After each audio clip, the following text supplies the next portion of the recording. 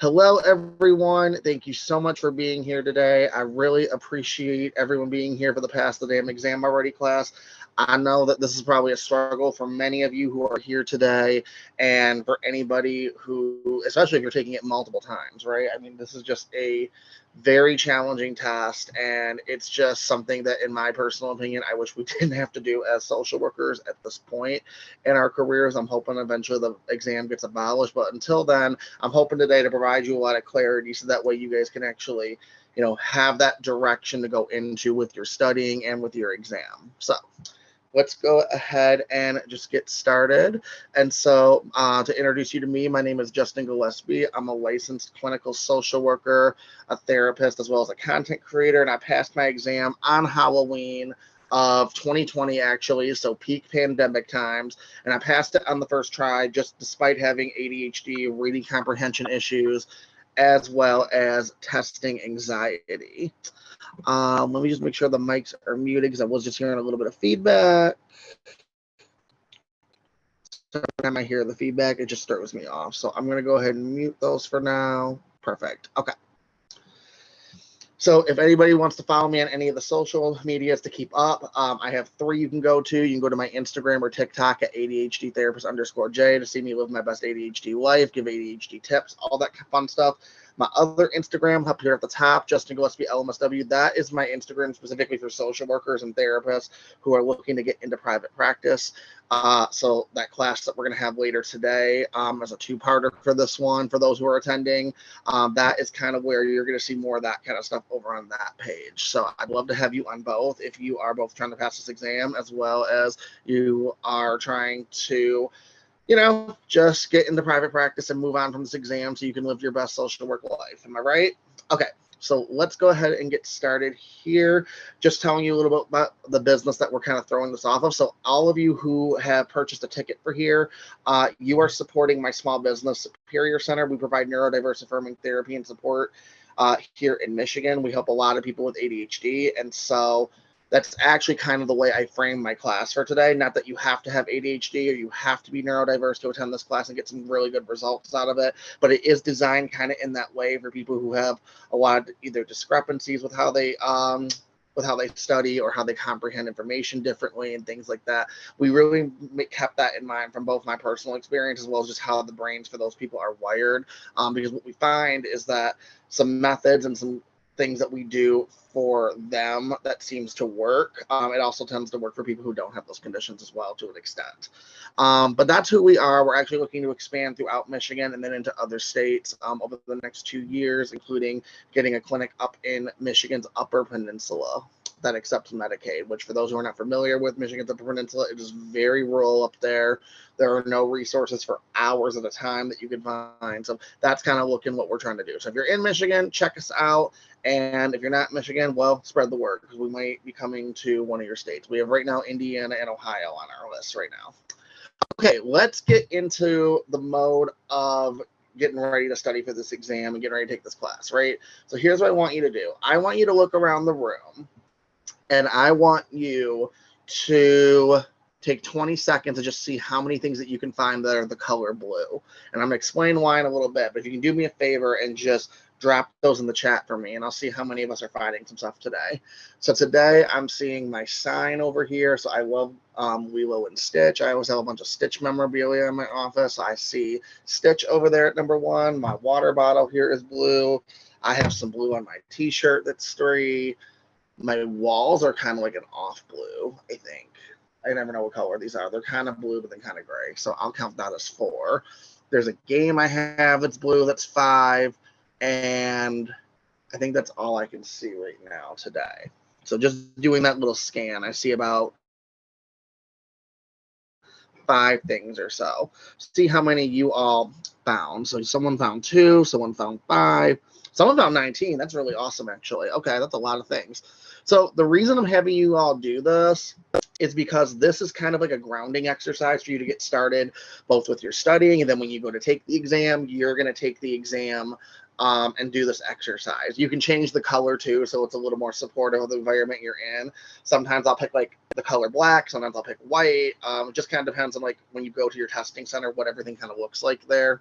So just kind of I would recommend just kind of doing this exercise when you're actually getting ready to take the exam, because a lot of times we're so stressed out about what happened last night or what happened last week, or some conflicts at work that maybe are happening, or maybe we're looking to the future. Am I doing enough studying? Did I do enough studying, right? I should have did this right? And so we really want to get us centered into the present moment. And so by doing this little exercise, it can help kind of just give us a distraction from a lot of those memories that are kind of overpowering us right now.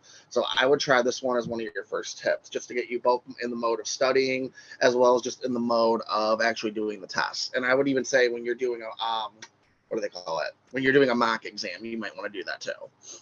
All right, so what are we going to cover today? Well, we are going to cover what you're going to study and how much. That is kind of like my big thing for this test, right? This, and there's another one down at the bottom here I'm going to tell you. That's going to be kind of important too. But really, we're going to prioritize your studying. We're going to get things down to a point where it's like, I know what to hit first, and I know what to hit hard. And I know what stuff, if I just don't have time, honestly, do I even have to touch it? Can I just get a YouTube video on it? Like, we are going to try to make this as clear and directive as we possibly can for your studying.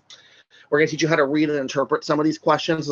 There's a very specific reading style that you have to kind of use, as well as interpreting how the language is kind of structured. My big thing I always tell people that you're going to see as we do sample questions too, as well as just see different ways that we give examples today, is you have to understand that the test, when you read that question stem, it is very literal. So you're not going to interpret any words differently other than what is their dictionary definition. And there's about one or two examples I give in this that you're going to see what I mean as we get to them later today. This other one right here, this is another big one, how to actually structure your thinking. So I always say this test is very much a role play test for a lot of it. You're going to see what I mean by that later. But you really want to know your role on this exam. My third favorite one, and honestly, I kind of fluctuate these because it's like I kind of think that these are actually more important than everything else, is your study tips and how to actually prepare for this exam. Just for the reason being that if you have a bad habit of studying already as it is, and you just need that direction of like, how am I actually going to get in the mind of this, even though I have like these challenges that I have, right? We need to get you over that hurdle before we can even worry about passing the exam. And then finally, we're going to go over some calming techniques for this test as well. So this test, we're going to give this, my class is going to be mainly half mindset, and it's going to be half, what do I do, A, B, C, D, and E, right? I think mindset is a really good thing to have set for this exam. And so we're going to go ahead and get you really prepared for that. So let me go ahead and get some water here real quick. Oh my goodness. All right, so first things first, I want us to talk about a couple different resources. Now, I always ask people if they know if there's any changes to these pricings, let me know, because I will try to research these, but just in my busy schedule, sometimes I miss one, sometimes I need an update. So this is accurate as far as the beginning of June of this year. So these are the resources I recommend that you invest in and why, and they're going to be based on your learning styles as well as your budgets, okay? So your first one, that if you want to invest in it, go right ahead. It's called Pocket Prep. So for those who don't know what Pocket Prep is, or you're not that familiar with it, you basically get little questions sent to your phone every day. It's free. They also give you a pro version or a deluxe version or what have you for $20. I don't know if that has went up since, but that seems to be accurate since June of this month. It is really great if you're on the go, if you only have like 5 minutes or so to really do something a day. It's something that just keeps your brain in maintenance. I personally did not learn this way. I did not learn really well this way. I am somebody who actually has to sit down and do something for a very extensive amount of time. And the reason I have to do that is because I need a transition period of like, I'm in work mode or I'm in whatever mode versus I'm in study mode, right? If I only have 5 minutes, I'm not going to get in that mode. I'm not going to retain information, and I'm not going to find hacks for myself as I study that information. For some of you, you may very well do with this type of thing because maybe you have the opposite problem. Maybe you, if you study for an hour at a time or even 30 minutes at a time, maybe you just literally cannot get into that focus. For me, I always liked school. So to me, learning, taking class, stuff like that, that wasn't the problem. The problem was actually getting into the zone of actually doing it. And then once I hit it, I kind of hit my hyper focus and just kind of went at it. And then it really just helped me absorb a lot of information. So depending on how you learn and how much time you need to learn to actually get in a zone, or how long it takes you to get out of that zone, Pocket Prep might be a really good resource as your primary. The next one I would recommend is registering and purchasing an ASWB full mock exam.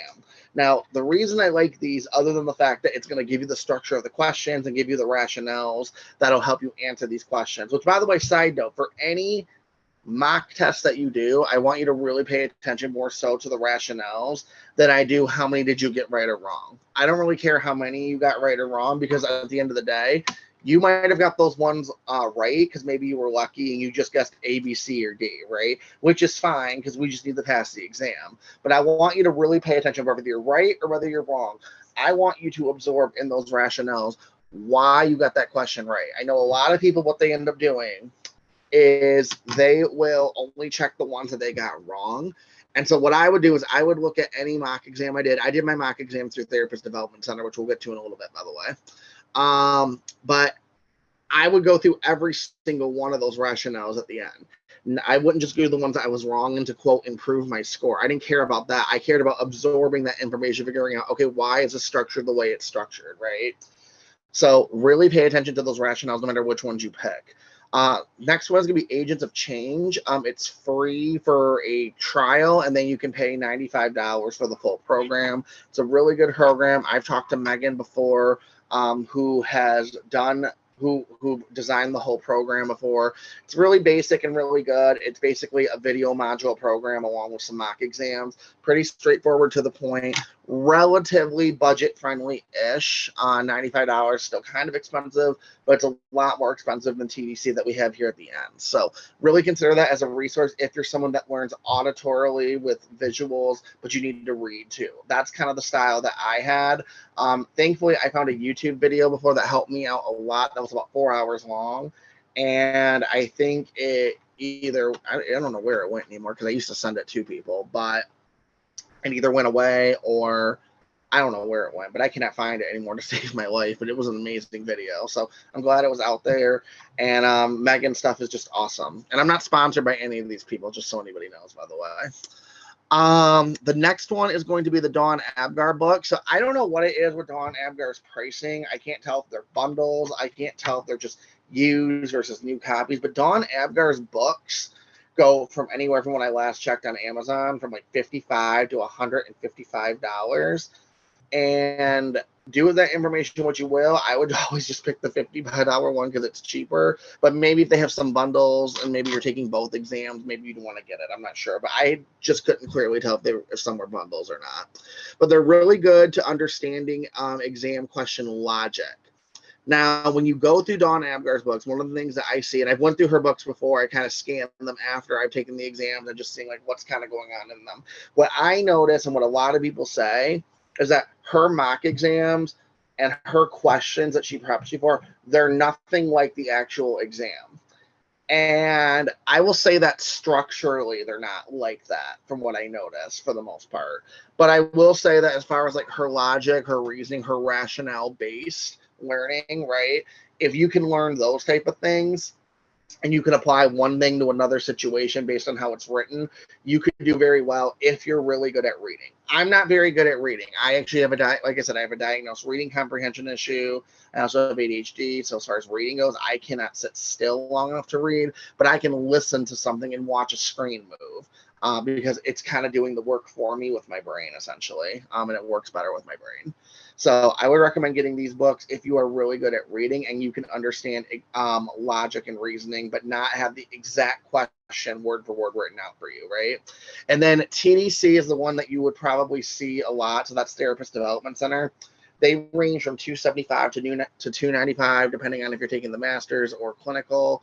They are an online course with video. They recently did an update too. I have not seen the update. So if anybody has info on that, definitely drop it in the chat for your peers today. But it gives you a lot of online coursework with video and test prep. You also get handouts that you can print out, and you can have audio lectures as well. So it's kind of like a mix of everything, right? The issue that I had is when you do the program, right, you do it just like in order, right? That's how it's designed, right? So if you're good at just order and it's laid out and you just do it and it doesn't really matter how you get the information, then you'll do well with that program. But the thing that I noticed with me is the audio lectures to me weren't working well with my learning style, because again, I needed something visual. I need to see someone moving. I need to see a PowerPoint transition at some point. I needed to move slides and things like that because my brain needs to look at something new, right? So that program, it's a worksheet that's stagnant. It's an audio file that you're listening to. And then it's just some test questions, right? And so everything is just very stagnant and stays still. And for me, that just was not working, which is how I think we found that YouTube video. And if I ever find that YouTube video again, I will send it out to everyone, because that was a great resource and it helped me out a lot, and combining her stuff for a lot. And she has really good resources too. Amanda does through Therapist Development Center. As far as worksheets go too, that'll help you understand a lot of terms really well too. The problem also is that this program is not the most budget friendly. Now, they will stick with you until you pass the exam. Most people pass the exam with her program. The issue is if you're one of the people that don't, then what do you do then, right? If you just stick with a program that just kind of sticks with you, and then you paid the $300 and it doesn't work, right? I mean, it's great that they stick with you. I love that. It's not, and obviously not any program is ever going to be perfect, including my own. But I can see why a lot of people can't really afford this particular resource. But it's a good resource if you can afford it. So those are just some basic resources I would recommend, and that's the price range you're looking for. And so if you have one in mind today that you are like, oh, that one kind of resonates with the way I learn, right? Maybe note it down and see if you can afford to get that one, just because I think that the right learning resource is something that a lot of people need. And the problem is, I notice a lot of people are also combining resources, and that's like one or two, maybe okay, but I notice a lot of people are combining like 4 or 5, and then they're going in a Facebook group and they're doing the most, right? So my class in particular, right, I'm going to give you the information, I'm going to streamline it, but I don't want me being like your primary thing. For some people, I am their primary thing. They get it. They do all the work on their own, and then they tell me, hey, I passed. Great. Awesome if that's you, if that happens to you, right? I know that's not necessarily the reality for every single person, right? So what I want you to do is just really, out of the few resources I've said today, I want you to either note the one you think you really want, or if none of these sound right to you and you have one that you like better, then I would see if you can get in contact with that resource in some type of way to see if you can ask their developers or their team or whatever, depending on how like big they are or whatnot. But just see if you can ask specific questions about their program. What's in there, right? Do they have a free trial so you can see, is this going to be worth your while too? All right. So let's talk about your study plan. So your study plan, this is a very general study plan, just so you know. This is very bare bones to the basics. So design this for based on how your life, is and how reality is. In general, though, I would say that you should have 4 to 8 weeks before the exam. If you're really on crunch time and you're good at just like ringing it in together at the last minute, I do not want you starting to study for this test less than 2 weeks before the exam, and I do not want you going more than 12 or starting more than 12 weeks out. Now the 2 is obviously a little obvious. We don't want you procrastinating deeply to the point where you're just like pulling a one night all-nighter and then that's it, right? But the 12 weeks I don't want you doing, because a lot of times what happens is we end up in this grind mode. And here's what I always say. If I were to take my water bottle that I have right here and I filled it up in my sink, right? And I just filled it and I filled it and I filled it and I filled it and I kept going. Eventually, what's going to happen is more stuff is going to go in, and then eventually it's just going to start to overfill. So as more goes in, more goes out. That's kind of like your brain in studying for this exam. As more goes in, if you reach a point and a threshold with your studying where you're just on a grind for 12 weeks, 20 weeks, 6 months, whatever, right? You are going to not only burn out, that's inevitable. You're going to burn out on that schedule. But when you burn out, you've already exhausted your mental capacity. And now the more you're putting in, just more is leaving you now. And now you're either confused, or you don't remember, or you're missing steps and things like that. So you really want to do this in a way where it's very short term, because this is an exam you only have to pass one time. You're not doing long-term learning for this. And the problem is a lot of people are taking the exact things that they did in school so they remember it the rest of their lives or whatever. And argumentatively in school, you didn't have to do this either, by the way. But, you know, we thought that school would be exactly like social work or what have you. But regardless of that, this is very short-term learning. So you just want to, do you want to do this in a way where you can hold on to that information for that little bit of time, take that exam, and then go? So I would recommend, as far as your time frames go, if you're going to go on the 8-week plan, pick 2 days a week and study 3 to 4 hours. 4 days a week, maybe do a little adjustments. If you're someone that learns better an hour each day, don't stress this plan too much. This plan isn't here to say this is the foolproof way. It's just provides you that direction and structure. So if you're someone who needs to learn, like, oh, well, I just need to do an hour a day. It's enough time. It's more than 5 minutes, but I just need to do it every day. Then go ahead. Pick 7 o'clock every day. 7 to 8, you're going to study. Just go ahead and do it if you know that that's enough time for sure. And is that going to be sustainable for you? Can you do that every day for an hour? It's going to really depend on your lifestyle, your current job, your family, all that. All right, so we're going to talk about next about setting your actual study environment. Now, this, I feel like I said, is very important, right? The study tips we're giving right now, getting you ready, getting you prepped for this, I feel like this is very important. And this particular part of the presentation, I think, is probably one of the most important ones, just because if you're not a good studier, you need to figure out how to get you in that study zone, where to put you, right? So this is where I do want you to think about when you go back to school, or when I want you to think of yourself back in school, I guess you should say. So think back, how in school did you actually study? What worked? What didn't work? Where did you study? How did you study? What did you do, right? So I had to adapt my environment for COVID. Thankfully for you all now, you don't have to do that for COVID really anymore. Everything's open now, right?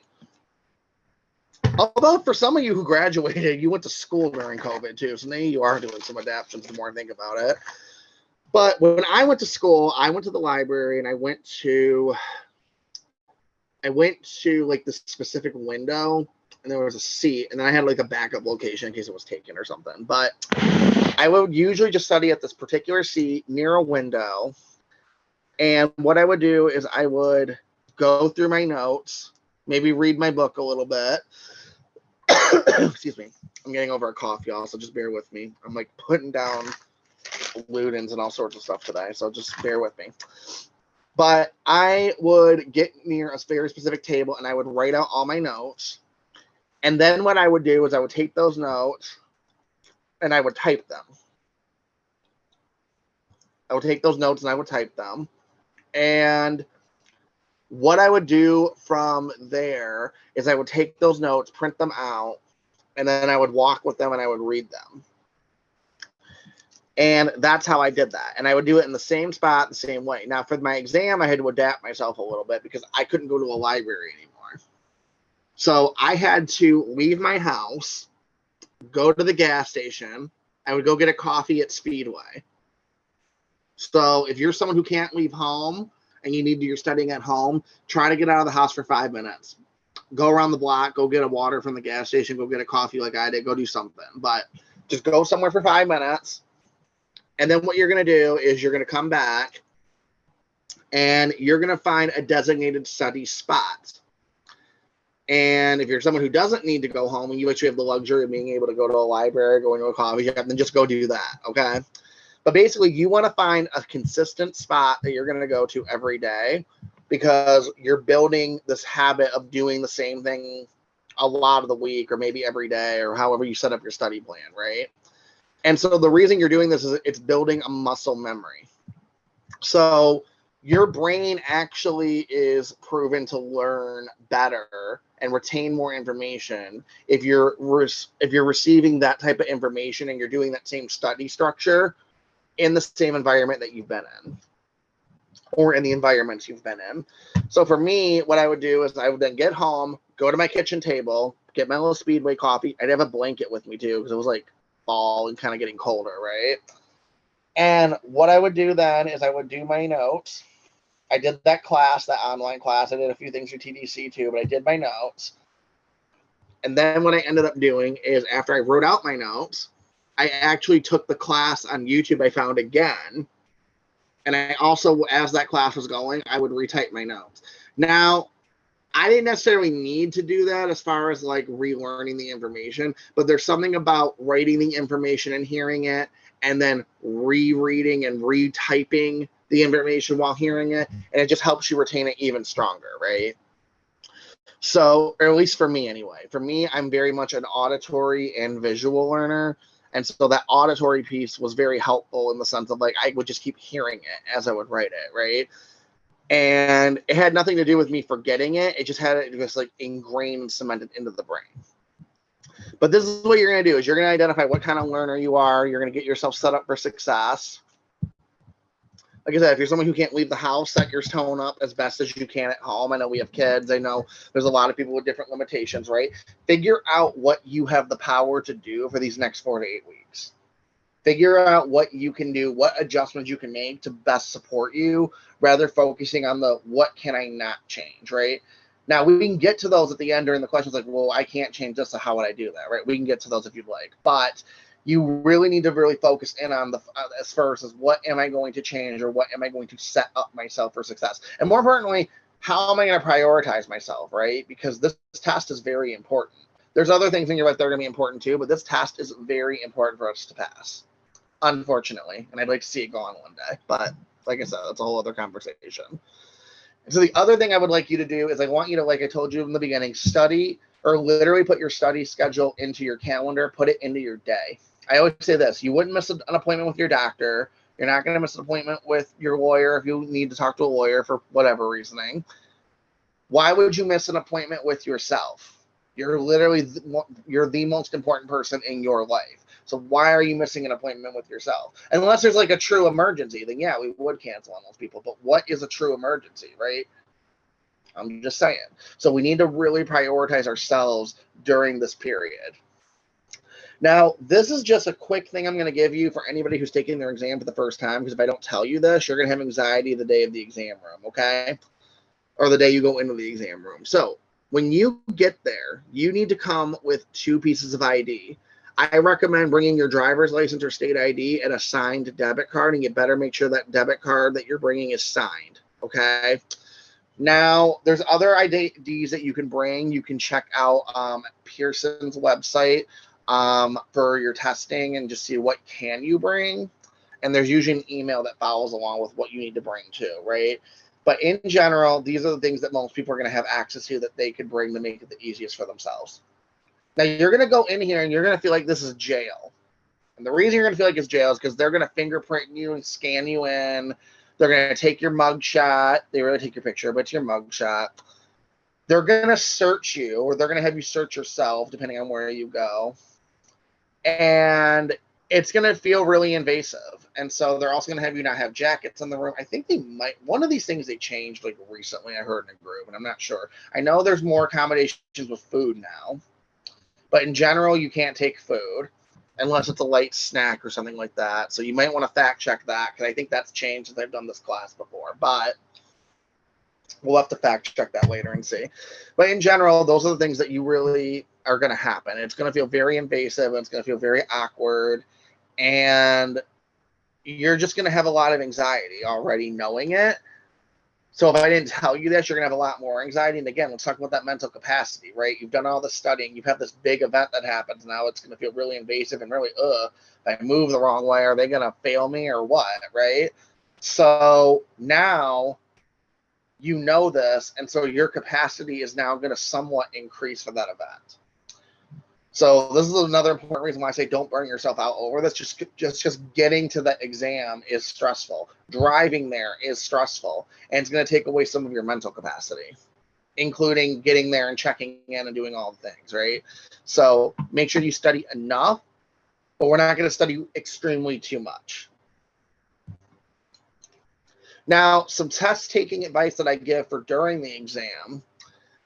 My biggest thing that I recommend is I recommend that you take breaks every 30 questions. Now, you can do every 20, every 50, doesn't really matter. Again, these are all general recommendations. But why I'm telling you this is you need very short breaks. Most of you need very short breaks to do this exam. What a lot of people I notice do is because they do allow you to take breaks and go to the restroom and do all that stuff. I know some people, they'll use their restroom time for like 10 minutes or 15 minutes or something because they just really need to step away from that exam room, right? And that's because you're on a grind. That's because like you're literally on this grind and psyching yourself out and going through all this to where now you just need to step away from everything. Here's the problem with most people stepping away. For most people, stepping away for that long period of time, you stopped the flow that you were once in, though. So if your flow is already way too heavy and then you need this 15-minute break, you need to adjust that flow. So I would say instead of every, halfway through the test or whatever, you take like a 10, 15, whatever break it is. I would say take mini breaks at your seat every 30 questions or so. And you can do this by just literally just moving your eyes slightly above the screen. And the reason I say that is because you want a break between the screen and you, okay? It's psychological. It's just, you're not leaving the environment, you're staying in the zone, but you want that visual break, right? And then there is something to say about the computer monitors and blue light and headaches and all that. So you want to break that vision, so just lift your eyes up slightly, and then maybe tap your legs 20 times. So I'm going to put these under my chair and go 1, 1, 2, 2, 3, 3, 4, 4, 5, 5, 6, 6, and I would just lightly tap them until each one had 20, okay? Maybe you could also move your eyes around just a little bit.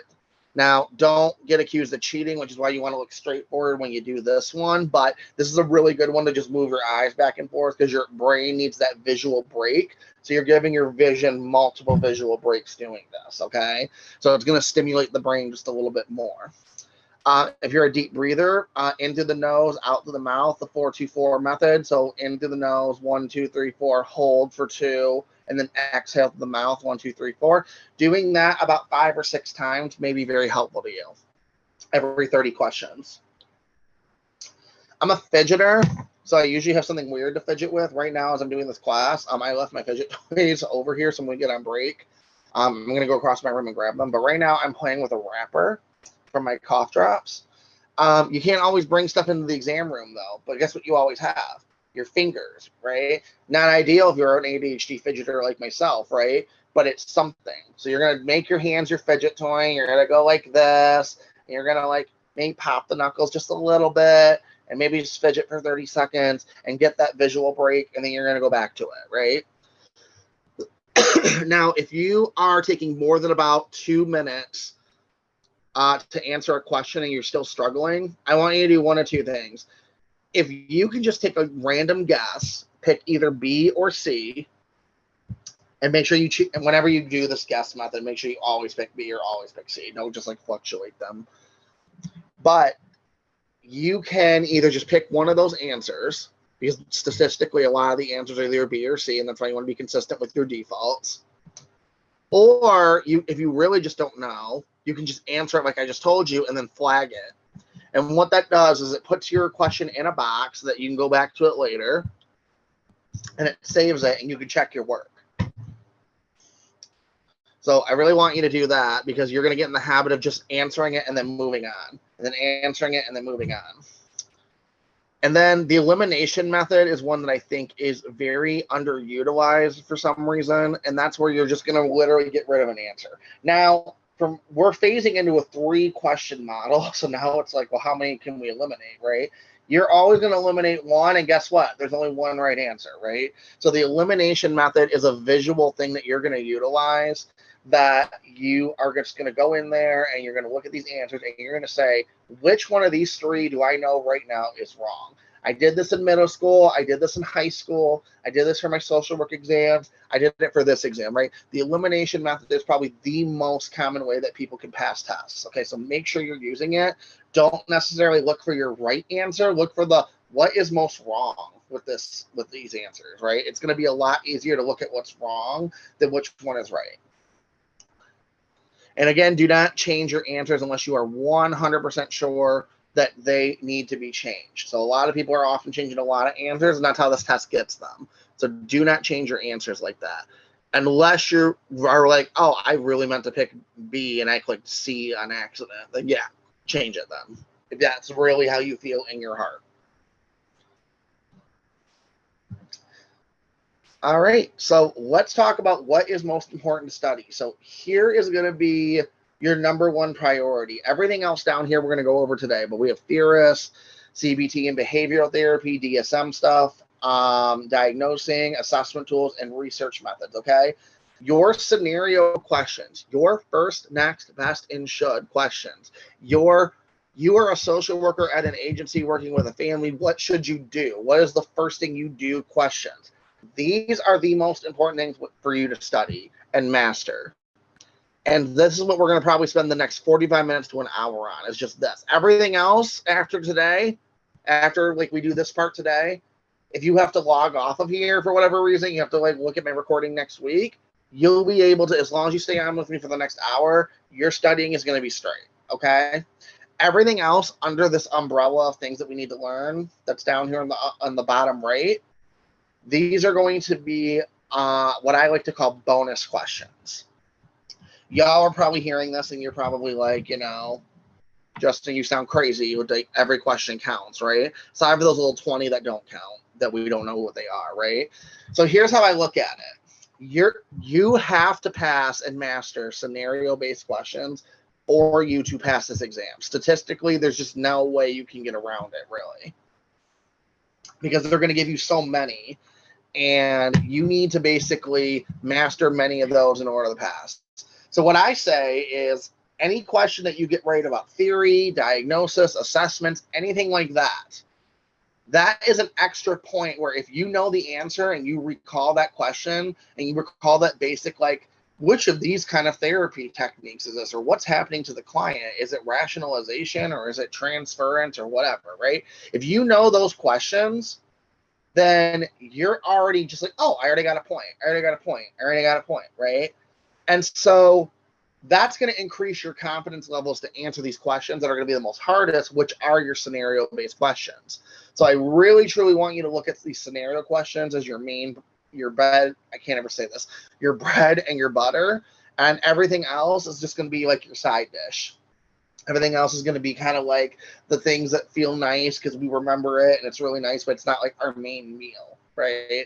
So just keep that in mind, and hopefully that takes a little bit of pressure off of your studying.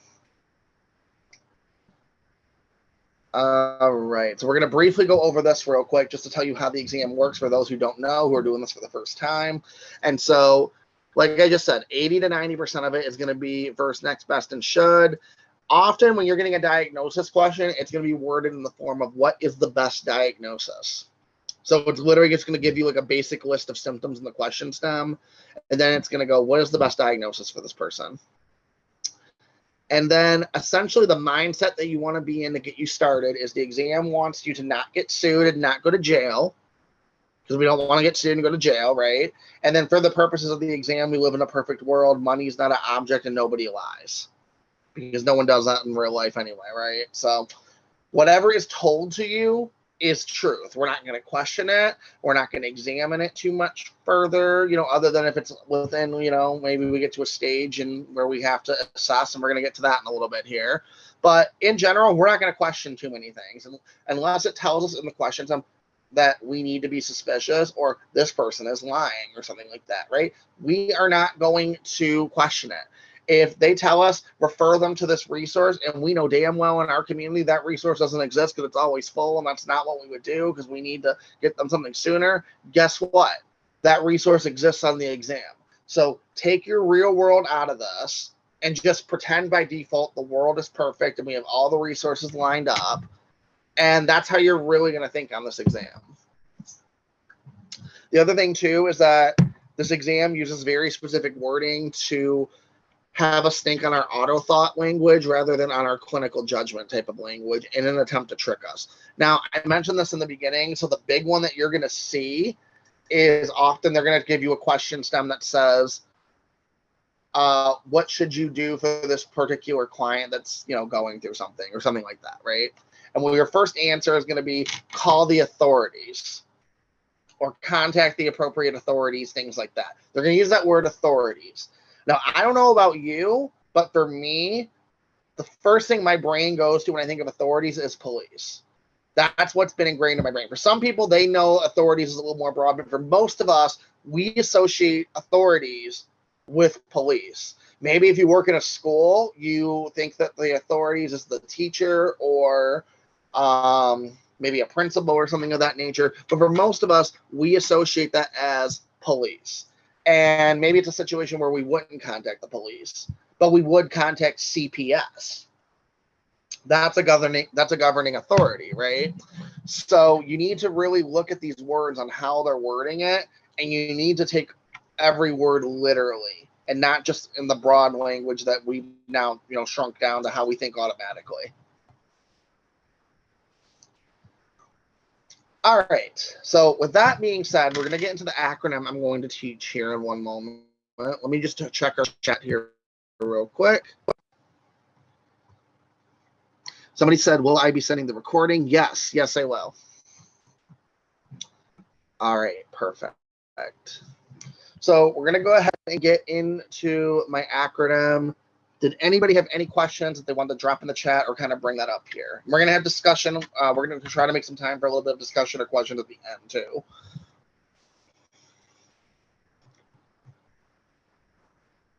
All right, perfect. I'm not seeing any in here. So let's go ahead. Let's go through this acronym. We're going to really kind of go strong into it. We're going to go over first, next, best, and should to get us started. Once that's done, we're going to take a quick break. So we'll see. Usually this part takes about 30 minutes to 45. We'll see where we get, though. So here's the acronym we're going to be using. It's called Very Late. Stands for, well, I guess I'll show you in a minute what it stands for. But go ahead and just write down the acronym real quick. And then if I go too fast, don't worry, you're going to get this recording too. So, and also I will be sending these slides as well. There's a link that you're going to click to get it. Now, if anybody has trouble with it, they can contact me and email me because somebody had trouble opening it last time for some reason, but it sounds like most people got it okay. All right. We got it written down. It's VERELAT, very late, much like me with my time blindness and my ADHD, okay? So very late, it stands for validate, explore, refer, report, educate, laying the foundation to make that person or that client feel empowered, advocating, and then treatment.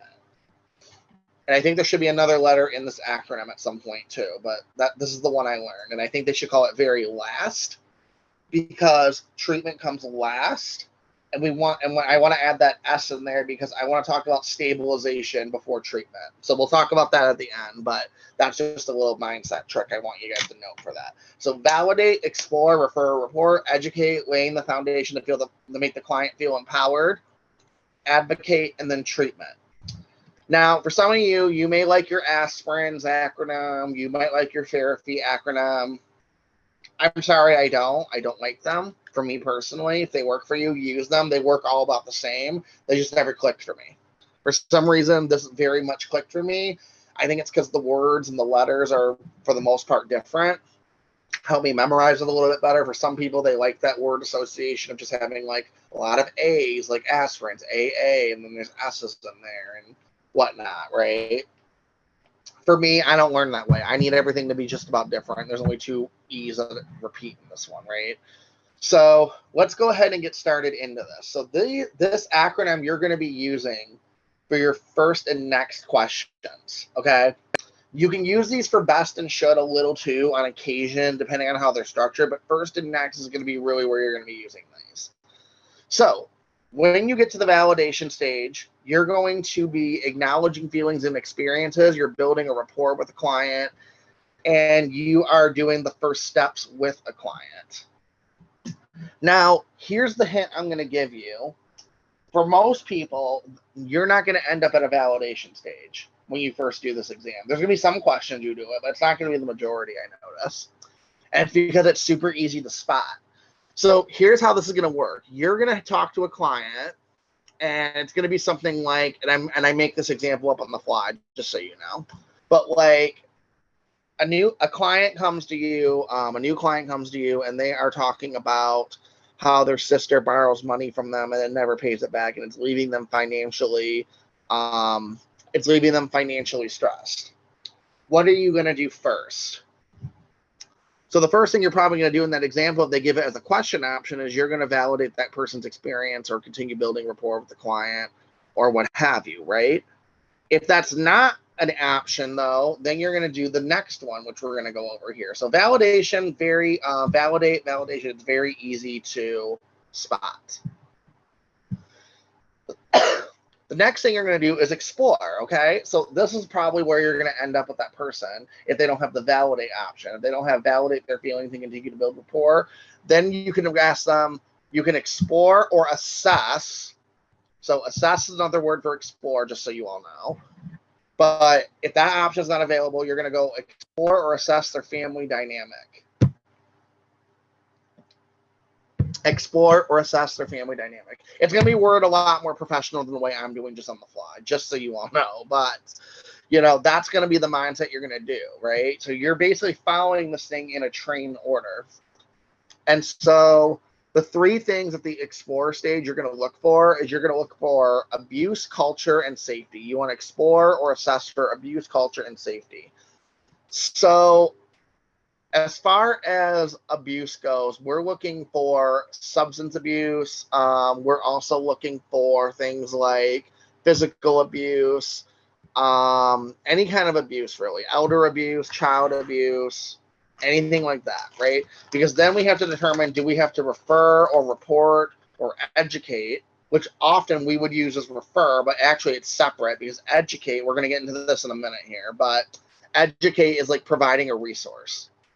Refer is like refer out, it's out of our scope. It's a little bit different, right?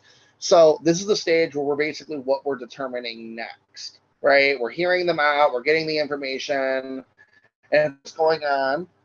Well, then we have to report to CPS. So we're going to get to that in a minute too, and I'm not going to go too deep into that so you can follow the train of thought. But this is what we're exploring or assessing for.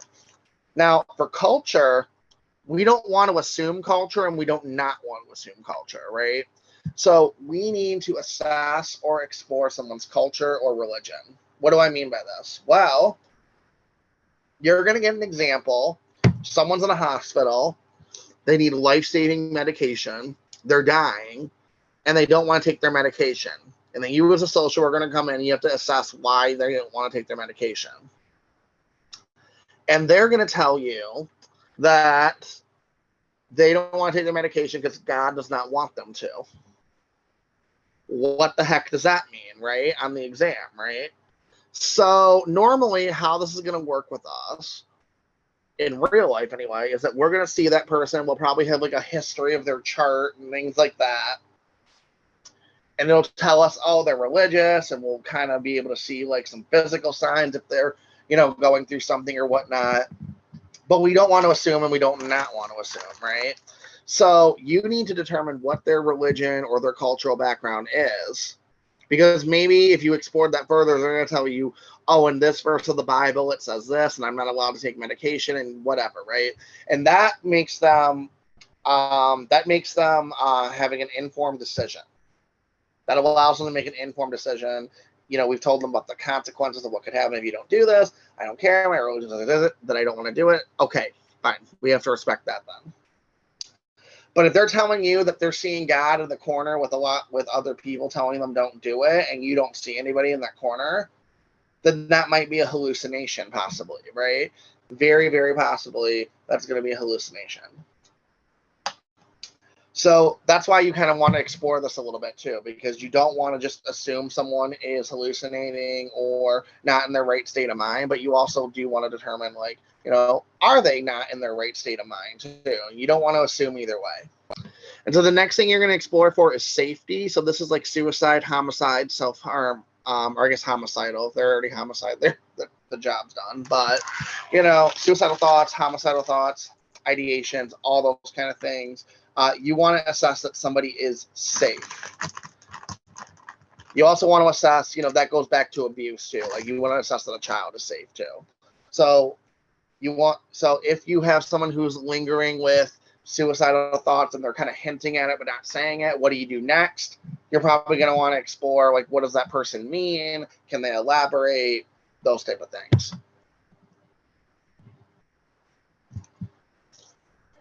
All right, so the next stage we're going to go to is refer or report. See this guy? This is the right this way stage. You're going to go right that way because you are in the wrong office, or we have to report it out that way, right?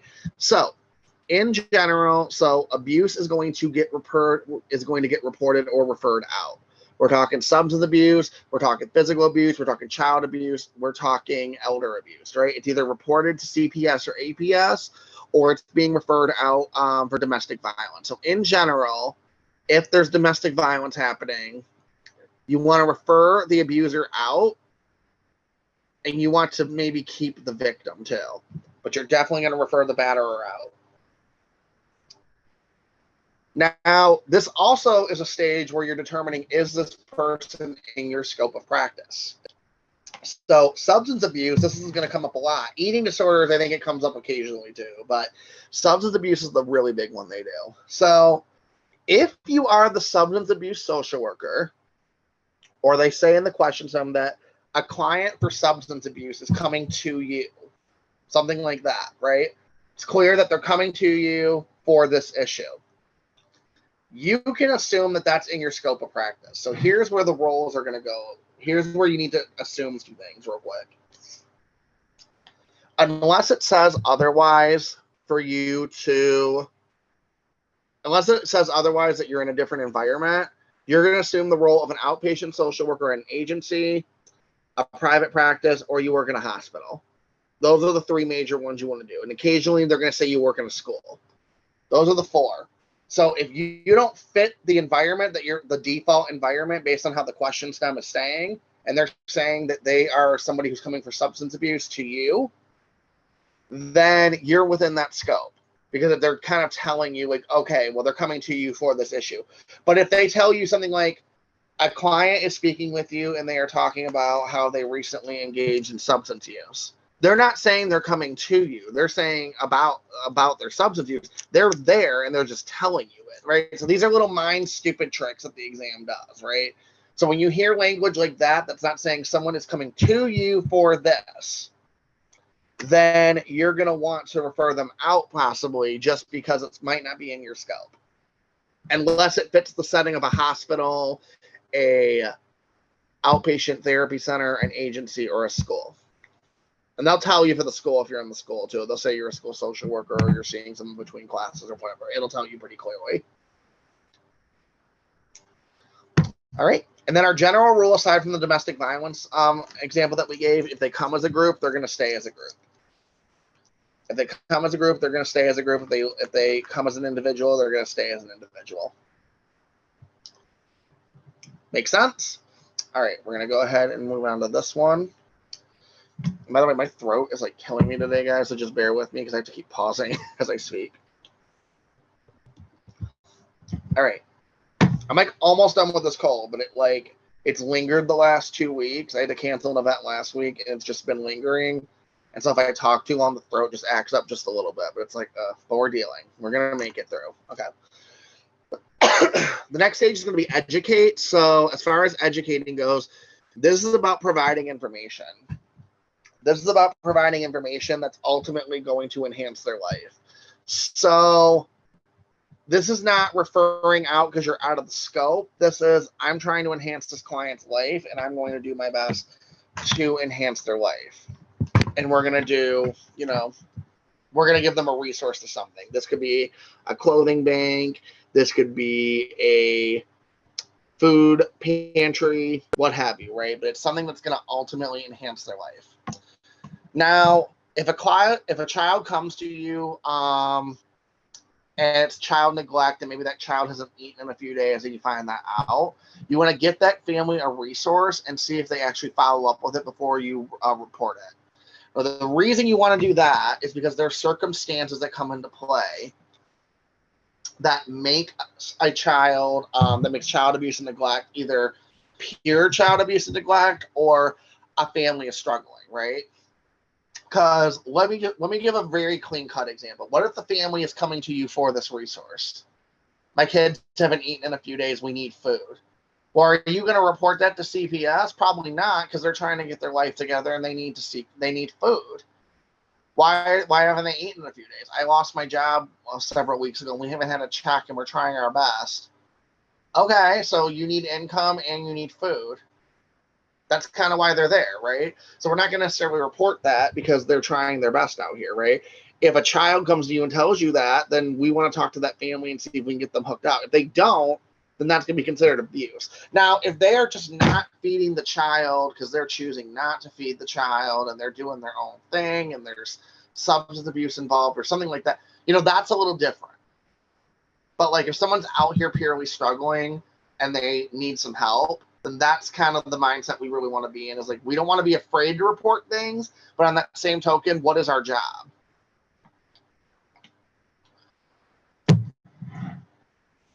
So there's a difference between like neglect because, oh my God, we're struggling and we're trying to figure out life right now, versus neglect of like, I'm just purely not going to feed my kid. Or abuse even, right? I'm not going to feed my kid because he was bad. So I'm not going to feed him for a week. He'll learn that way, right? That's reportable. The other thing you want to do as far as education goes, you do not want to discuss medication with your patients at all whatsoever. Refer it back to the doctor. Medication, medical issues, out of your scope. Completely out of your scope. Know your role, know your scope. The other thing with educate too is that you are going to, I'm trying to think of how I want to word this one. Anytime you give a resource when it comes to education, you want to make it personal. So you're going to have two options in some of these questions when it comes to the educate stage, if you're at that stage, right? So you are going to, you're going to have one of two things happen, right? Or you're going to have one of two things. You're either going to have a resource that you're going to give by paper, or you're going to have a modeling, right? So how to change a diaper. You have a new mother, right? She needs to learn how to change a diaper. Do you give her a pamphlet on how to do that or get better at it? Or can you verbally coach her and tell her what to do? Or can you provide her a video? Maybe there's an in-between, right? Maybe there's a video on how you do this instead of just the pamphlet, right? Because that's a little more personal. You're seeing visually how it works, whatever, right? So you want to make the option as personal as you can, as long as the option adds up. However, giving somebody a form is just fine if that's like your only option. So just a little tip on that one. All right, this one's going to be easy. So laying the foundation to make the client feel empowered to do something themselves versus advocating, right? Advocacy is doing it for them. And then laying the so advocacy is doing it for them. Laying the foundation is having it do themselves. Now, I always say this for advocacy, doing things with a client is better. Doing it for them, but doing it with them is better. So how is this going to look if you get to this stage, right? Well, you're going to be a school social worker. There's a few other places where this could pop up, but I think this is easy to kind of see. Excuse me. So you're going to be a school social worker. Someone's going to complain about their kid's teacher. They're not teaching my kid right.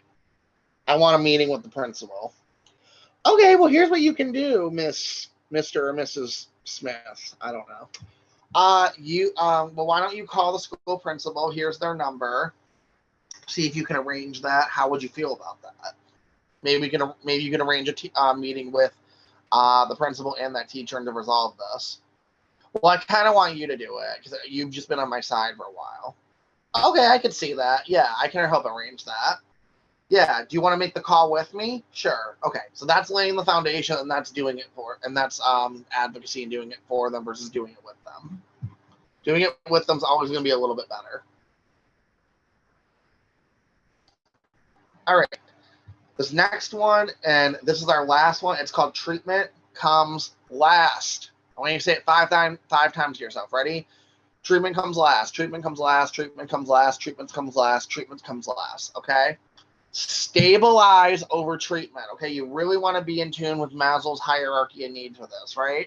Their physiological and their safety needs need to come before belonging, their self-esteem, and their self-actualization. And so you're going to get a client, right? You could potentially get a client who just had a house fire. If they just had a house fire last night, are you going to start doing CBT as well as trauma therapy with them? Or are you going to try to get them a housing resource or a shelter resource or a clothing resource? You know, I would want the resources before that because I need a place to live before I can conceptualize that I just lost my home of 30 years where I had my children, right? I need a home before I can act a new home or a new shelter before I can process a new life without that home. I don't want to even talk about how the fire felt. I'm terrified. I survived a fire. I don't want to talk about that yet. There hasn't been enough time yet, right? So remember, treatment, when I say it comes last, it comes last. So if you're going to choose a therapy option as your answer in a first or next question, make sure it is the last stage we're at based on how the question stem is written.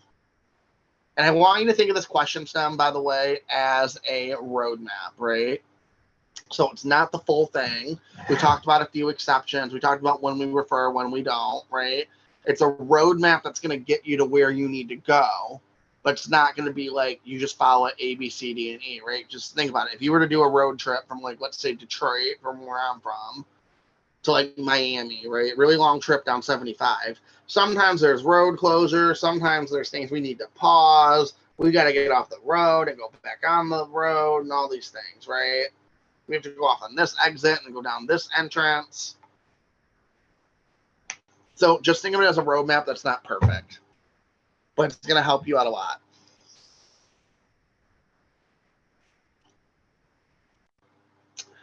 All right, so here's some other things that you can remember through this process, right?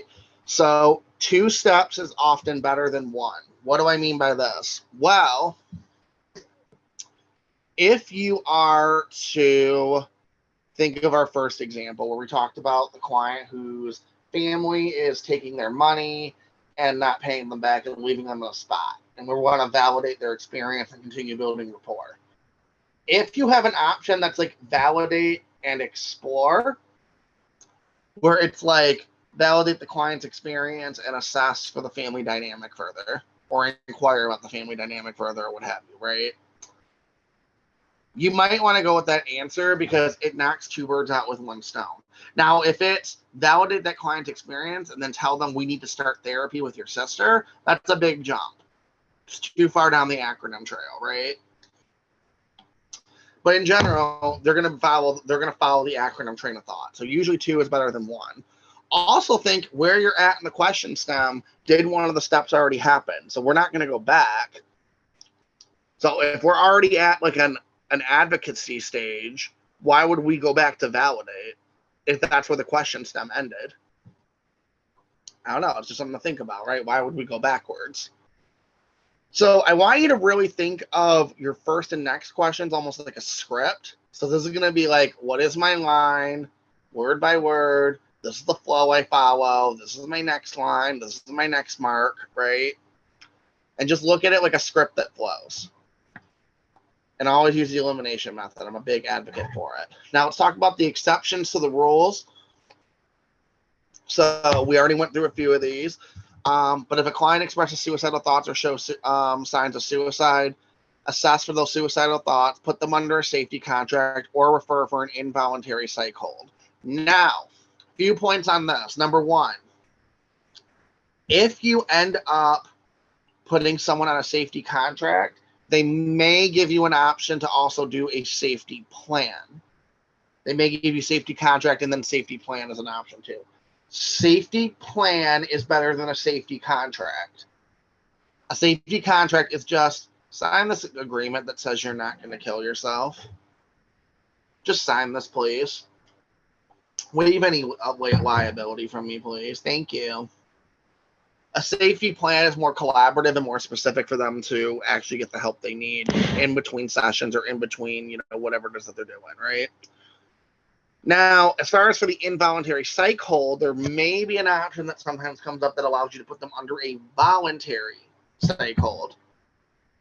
That's like them picking their doctor, them picking their hospital. They're choosing to go actively and be a willing participant in this. So if it's voluntary, then you can go ahead and do it because that's technically a little better and more collaborative.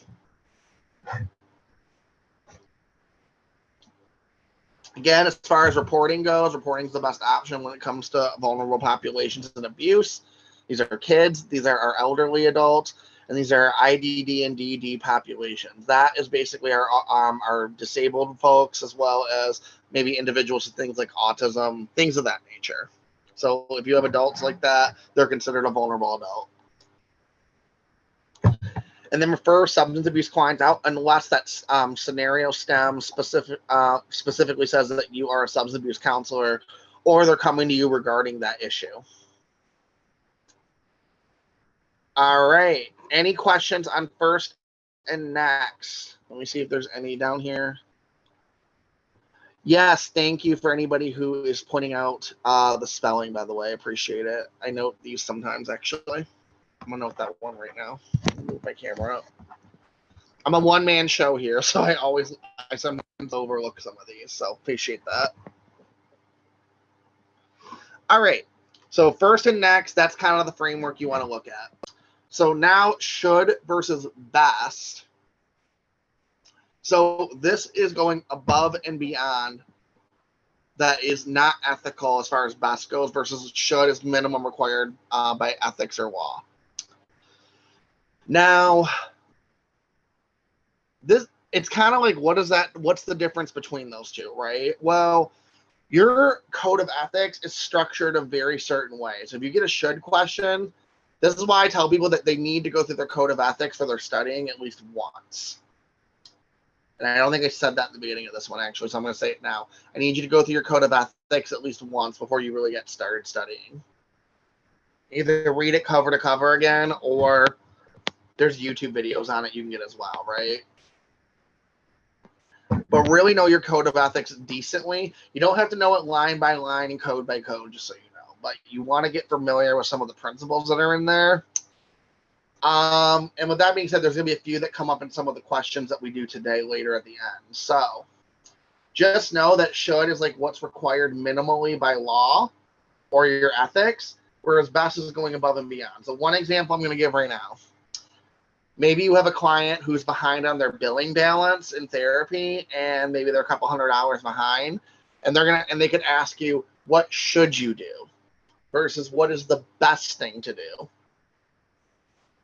So for should, what you should do, or what is minimally required by law, is you can discharge that client as long as they're not harming themselves or others. They're not suicidal or homicidal. The reason it's in there written that way is because we can retire whenever we want to. Like, we can call it a day whenever we want to. So I want you to think of a should like that. A best is going above and beyond that is not ethical. So basically, your best case scenario, continue letting that client be seen, put them on a payment plan, see them pro bono, some of the nice things we do if we're in a good spot with our practice. Like if you're a good solo practice and you have a lot of people already and someone's already struggling with their bill, but you really want to help them, maybe you'll put them on a pro bono contract for a month or two until you can figure out where they're going. So that's the difference between the two. For should and best, the idea you want to think of for both, though, is like, how are we about to wrap this up? This agency is about to close today. How are we about to get on out of here? What are we going to do today? All right, so the next thing we want to do, as far as some tips for either of these questions, really, is you want to first note, never ask a client why. You want to frame that way differently, because the second you ask a client, why did you do that? It invites a lot of ranting. But it's a lot of different things happening all at once, right? And it's just not going to be a productive use of time. So don't ask a client, why did you do that? Why is your family so dysfunctional? Why did your mother touch you? Right? It's just not very good. Why did your dad beat you? Not a good thing. So anytime you get a why question, like why did you do this? Why, whatever, get rid of it. It's not good. You never want to tell someone what to do either. That's a big way to get it sued on here. And instead, you'd rather encourage or suggest. well, I have some tips for you. I mean, you could try this. What do you think about that, right? That's different than telling them what to do. That's different than, well, you're going to try these tips that I have today. It's a little off. What if it doesn't work? Might cause some harm, right? Because encouraging or suggesting opens somewhat of a conversation, right? You give them a tip and then it's like, well, I don't know if I could do that because I have this barrier in front of me and something could happen. Okay, well, let's explore something else, right? You want to read your questions and answers in a snobby social worker voice. So you are going to be that social. So in your head, you're going to be that social worker that you know from any agency or any internship you've done. There's always one, at least, that just shouldn't have a job. And they say the most outlandish things. And I personally like to use Kim Kardashian as my voice. You can use whatever voice you want. I like to use that Valley Girl accent, that, oh my God, Courtney voice. You're so annoying voice. Like, I like to use this one. Use whatever voice you want. Someone told me that they use, oh God, I'm trying to think of his name. Someone told me that they used Dave Ramsey. There he is. Someone told me they used Dave Ramsey's voice once and just yelling at them like why they're broke and stuff. They used his voice for this ones and it worked. So you can use really any voice that's irritating, really, but you want to use a voice and you want to use that voice in your head as you read each question stem and then each answer. You want to read it almost how they would say it. And what's going to happen is that's going to help you see all the wrong answers a lot clearer, but it's also going to help you see that right answer a lot clearer. Because if that person is saying this thing and it's still not too bad, then it's going to clear up a lot of things for you. And you're like, you know what? That's probably my answer. So we will go ahead and show you an example of how you could use that once we get to the practice questions. But just kind of note that tip for a minute. All right. So that is it for first, next, best, and should. You said, can you review the acronyms? Yeah. So as far as the acronyms go, I guess when you say acronyms, what do you mean exactly? Do you want me to just go through the very late again just briefly, or what do you mean by the acronyms? Because we're only going to go over one today.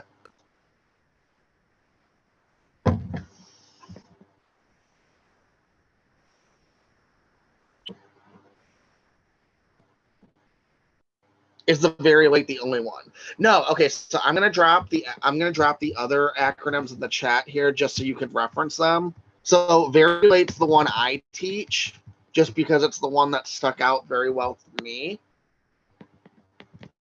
And I'm gonna drop these other ones here real quick too, because there's other ones that you can look up that might apply better to you. They all work. So they all work the same, right? How they're set up is like they all work exactly the same. Just for some reason, very late really stuck with me. So if you look at aspirins, like the first step is like acknowledge or something like that. That's the same as like validate or acknowledging the feelings and building rapport and things like that. So some of them just have extra letters in them that help you remember them better. For some people, that doesn't help them remember. So very late's the one that we'll teach today. And then these other ones, if you Google them, like therapy, social work exam acronym, aspirins, social work exam acronym, it'll lay out videos and pages on how you can apply those better too. So that way, if you like those better, you can just go ahead and use those.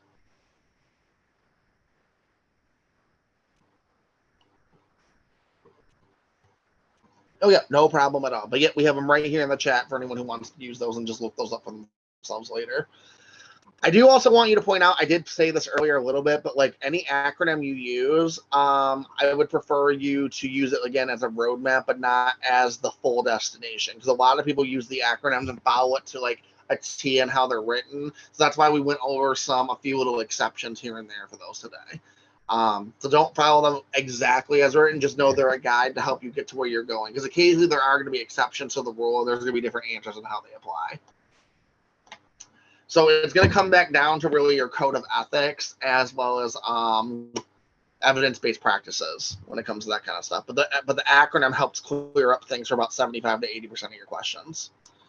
All right. So that being said, it is now 1:20. So we're going to go into diagnosing next. We're going to take about a 15-minute break.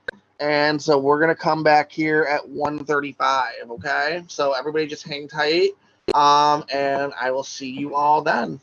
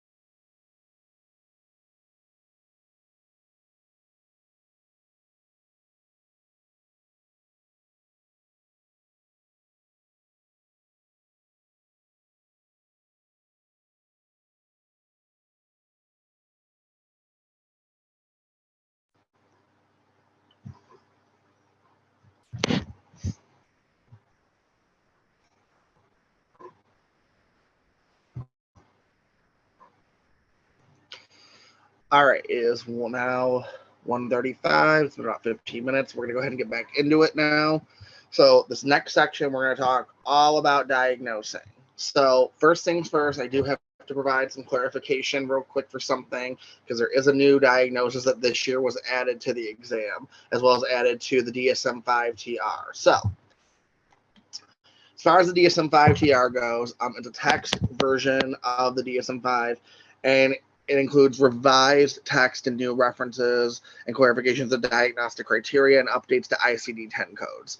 So the big thing that you need to know for this exam, the biggest one, is prolonged grief disorder. So this is going to be potentially going to show up on an exam at some point.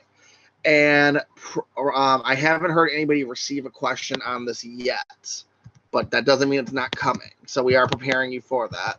So essentially, prolonged grief disorder is exactly like it sounds. And for the exam, this is all that you're going to need to know.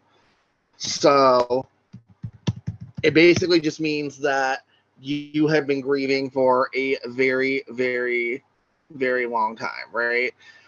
Usually they last about 1 to 2 years or so. So just keep in mind that for the exam. But I haven't had anyone get a question on this yet. So I don't think it's something we have to worry about too much. Again, it's just one question. I wouldn't worry about it as much. But that's the big change that you're going to see for the exam to the DSM-5 TR that you would want to note. All right. So with that being said, let's kind of jump into that. So all of these types of disorders that are on the screen right now, these are up for grabs for the exam. Now, this isn't here to scare you. It's just saying, go through these different categories, see what diagnoses are there. Today, we're going to go over the basic diagnoses that are going to always be on the exam. And if you get a new diagnosis that's not on what we talked about, it's usually going to be one. And it's usually just going to be something really random. So it's not something you have to really stress out too much over. But all of these disorders are up for game. So just kind of remember that, right? But we're going to go over your most common disorders. That way you can feel prepared for that and just kind of, get on with that. So here's the biggest one that is going to show up. Schizophrenia, in some way, shape, or form, is going to show up on your exam. And so the big thing that you have to remember for schizophrenia, well, let me go back a minute, actually, because I want to say this too before we get into things. What you're going to notice on this exam is that the diagnoses are going to be super stereotypical. They're going to be almost comical, and it's going to be written as if somebody from The Simpsons wrote this, or Family Guy, or whatever sitcom is out there nowadays, whatever, right? So it's going to be very stereotypical. So this isn't something where you have to go and memorize the DSM-5. You don't have to go through every line of criteria. You don't have to. I know someone who memorized the entire DSM-5 book for this exam, and then they still failed the exam, okay? I'm telling you right now, I don't have this book memorized. I don't have the TR memorized. I don't have the DSM-5 memorized. I don't have the DSM-4 memorized. I don't have any of it memorized, okay? I have the one that I work with, which is like ADHD. I have some anxiety criteria that I know. But like, I don't have this book memorized. Okay, we have this book to reference for a reason, okay? So you're looking at it at a very stereotypical lens. So it's just basic recall information. They want to know, are you likely able to rule somebody out, or at least, be able to identify these signs so that you can get them to the next person that they need, right? So you don't need to know every single criteria of every single disorder that's ever listed. So with that being said, let's go over the schizophrenia one, because that one is going to show up. So the big thing that you have to remember for schizophrenia on a base level is you're going to see hallucinations, you're going to see delusions, you're going to see paranoia too. You're going to see somebody at the age of 25. Maybe a little older, but at least 25. And you're going to see them for at least 6 months have these symptoms. So if they have those symptoms, it's going to be schizophrenia. Now, for schizophreniform, this is the form of schizophrenia it takes before you get to schizophrenia. So I literally want you to think of schizophreniform as a form of schizophrenia. It's before your 6 months.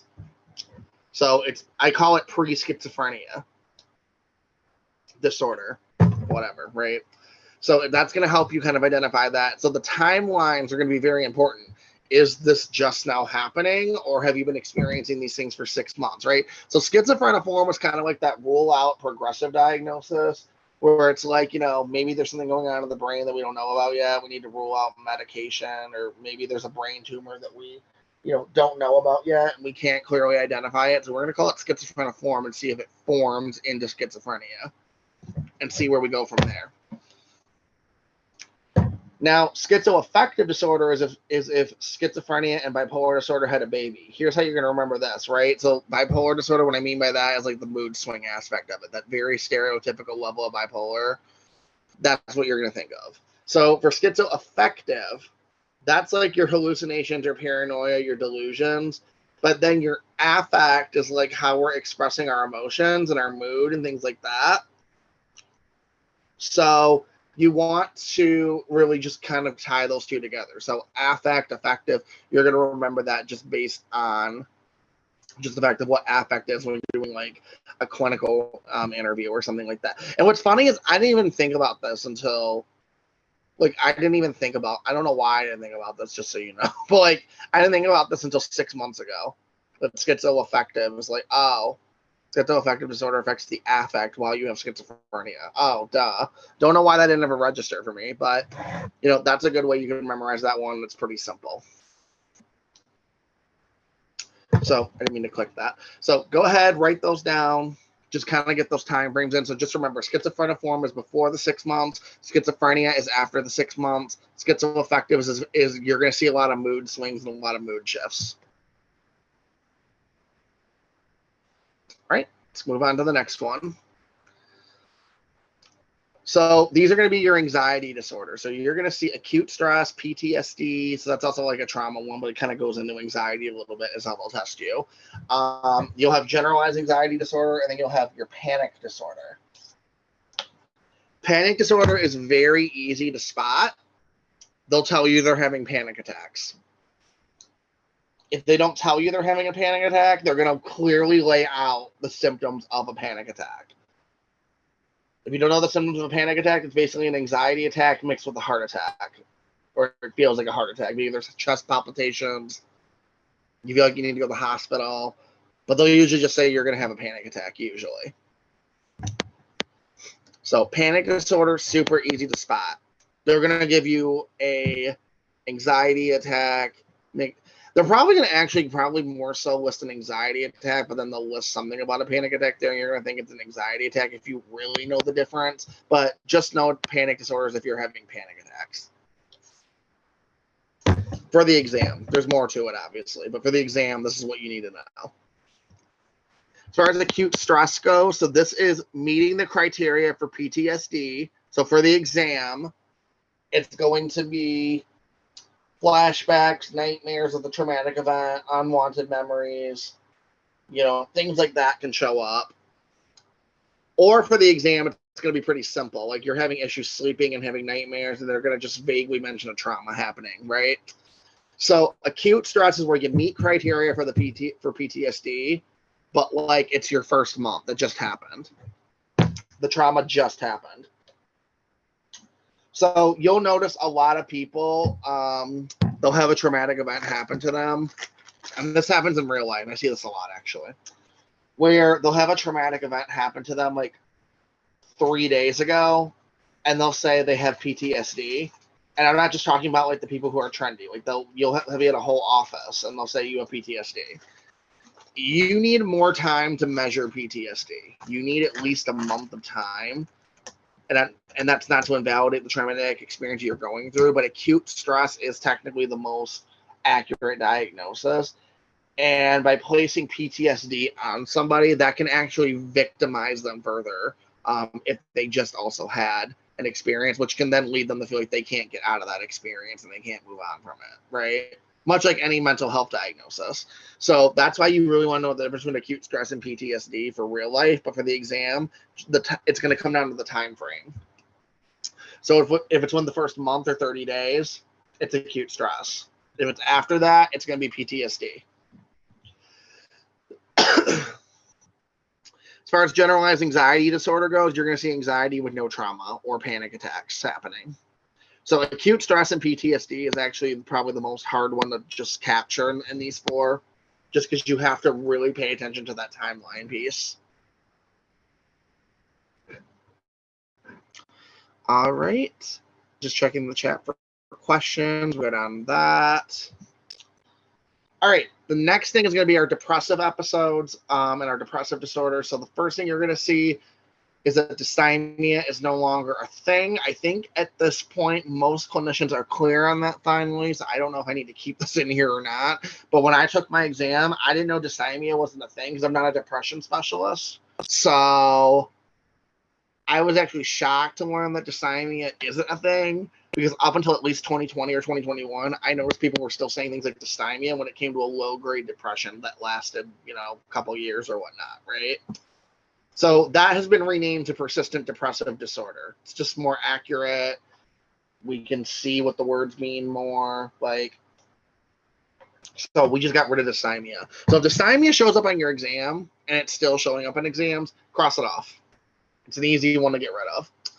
But persistent depressive disorder, low-grade depression, high-functioning person probably for the most part, but low-grade depression, just very low but persistent, just happening all the time. But they're low energy and just kind of, down in the dumps all the time. But they're going to work, they're maintaining their household, but they're just constantly, just mildly depressed, but constantly. As far as major depression goes, or a major depressive disorder, it can be shorter, but it's often more intense, and there's often a reference to self-harm or suicide when it comes to the exam.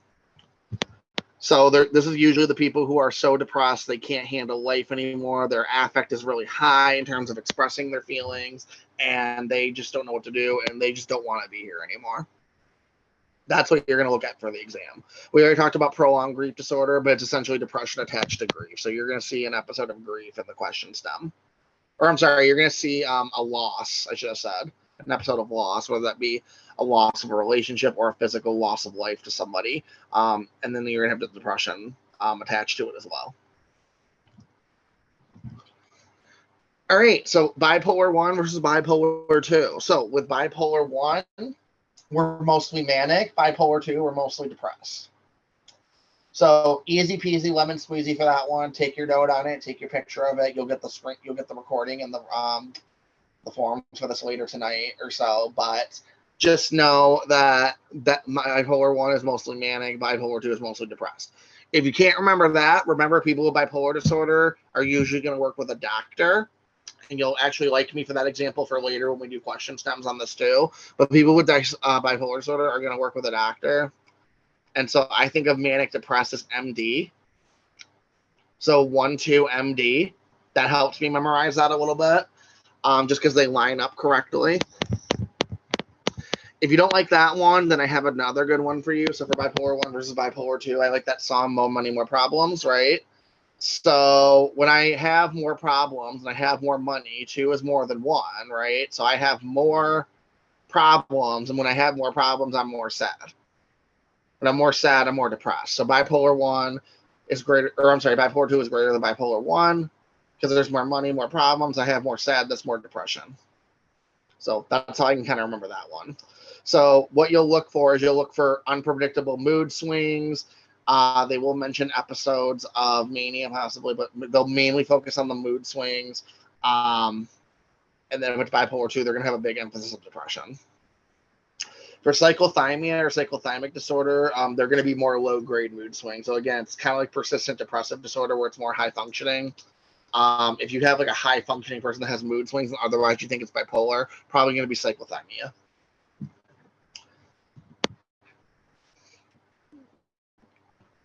All right, let's go to the next one because there's nothing in that chat. Let's talk about eating disorders. So there's 4 types that are going to be up for grabs on here, and the first one and the last one are going to be the main ones you're probably going to see. So anorexia nervosa is going to be an underweight person that thinks they're fat and is restricting food significantly. It's very easy to spot anorexia. I'm willing to bet money that most of you are going to have anorexia nervosa as an answer for your test. So that's an easy one that you're going to get right there, just because if you know anything about anorexia on a basic level, it's just people restricting food, they're afraid to gain weight, things of that nature. So very stereotypical, what you would know about from the media, anorexia nervosa. It's can also be someone who's very thin, or they're going to note that they're very underweight. Bulimia nervosa versus binge eating disorder. So bulimia nervosa is when we binge eat and purge, or we over-exercise. So we take in and then we try to get rid of. Binge eating disorder, we just binge eat. We take in. Just period, point blank. Like, there's an emotional component to it too, but otherwise we're just taking in a ton of food. I'm actually someone who's in recovery from binge eating disorder in addition to my ADHD, and it's very common for people of ADHD too. So a lot of people think that when you say binge eating, even today, when you go to a doctor, they actually think that you have bulimia because they associate that binge eating part with bulimia nervosa. So just remember, bulimia is where we're trying to eat a ton and then we're trying to get rid of excessively. Binge eating disorder, we might have periods where we have yo-yo dieting. We might have periods where, you know, you're kind of doing your thing and you get in your exercise habit, but then like you just kind of drop off the face of the planet. So it's kind of like someone who's a yo-yo dieter, but to a bigger extreme. But for the test, you're just binge eating, period. Like that's pretty much so. They'll probably mention emotions too, but it's usually not tested on anyway. The last one you're going to want to know is pica. So this is eating non-food. These are like crayons. This is like clay. Anyone ever see that one episode of Family Guy where Peter Griffin, he was eating nickels? That's pica. Anyone ever hear watch TLC? Person ate their mattress because they were addicted to eating their mattress. They ate a mattress over the course of 2 years or something like that. That's pica. So usually with pica, what you're going to see is you're going to see it in children, and you're going to see the children grow out of the disorder by age 3 or 4. For some adults, especially with individuals who have higher support needs, autism, IDD diagnosis, which we're going to get to in a little bit here. You'll see that with them as well. But for the exam, you're just going to have to know that they're eating non-food. They're eating they're eating something that is not food. It was not made to be food. It never was food. Like, they're eating non-food. Okay. It wasn't distributed or marketed as food, anything like that. So, personality disorders. Okay, let's get into these. So here's the funny thing about personality disorders. There's a lot of them, and here's the main ones we're going to go into. And to be honest, you're going to be tested on narcissism, and you're going to be tested on histrionic. I'm willing to bet money. I'm willing to bet money. Those are the two that showed up for me. Those are the two that showed up for everybody. I don't know many people who get any of these other ones. I get borderline occasionally. Avoidant shows up about less frequently than borderline, but it does show up. But narcissistic and histrionic, I guarantee you almost all of you are going to get both of those. So, narcissistic personality disorder, what it's going to look like, it's going to look like a man who knows it all. The exam is sexist, by the way, because if you go down to histrionic, what's going to happen is it's going to be a woman who's provocative, attention-seeking. They basically, I hate to say it like this, but they slut shame on the exam. So essentially, a woman can't be a narcissist and a man can't be histrionic. So it's a woman with a high sex drive on the exam who's attention-seeking and very provocative and wearing revealing clothing. And they're going to, for a lot of these question sounds, they're going to spell it out kind of like that. For a narcissist, they're going to have a businessman, as we like to think of narcissism are, but this is not what they look like in real life most of the time. Well, not most of the time, but a lot of the time they're not dressed up nice either, but let's just go with it. They're very into appearance. They're very much a know-it-all on the exam, and they're always a man. Unless they change that finally, but they're always a man, and histrionic's always a woman. So, any updates, someone let me know if they've taken it and they saw one that was different. But every time I do it, it's always a man for narcissist, and it's always a woman for histrionic. As far as borderline goes, this is the I hate you, I love you, I'm going to cut myself. I hate you, how dare you leave me, I'm going to hurt myself, I can't live without you. No, I love you. That switch. See, I love you. I need you around me. Please don't leave me. God, I fucking hate you. So I'm going to go hurt myself and I'm going to show you. But it's all because I love you. That's borderline personality disorder for the exam. So for schizotypal, these are just individuals who are bizarre. Their beliefs are a little bizarre. They're a little paranoid. Kind of goes along with schizophrenia a little bit. So if you get like a schizophrenia vibe, as far as like on a stereotypical level that we've like constructed, that's going to be what you're going to go with for schizotypal. It's never tested, I noticed, so don't worry about it too much. But in case it does show up, that's what it's going to look like.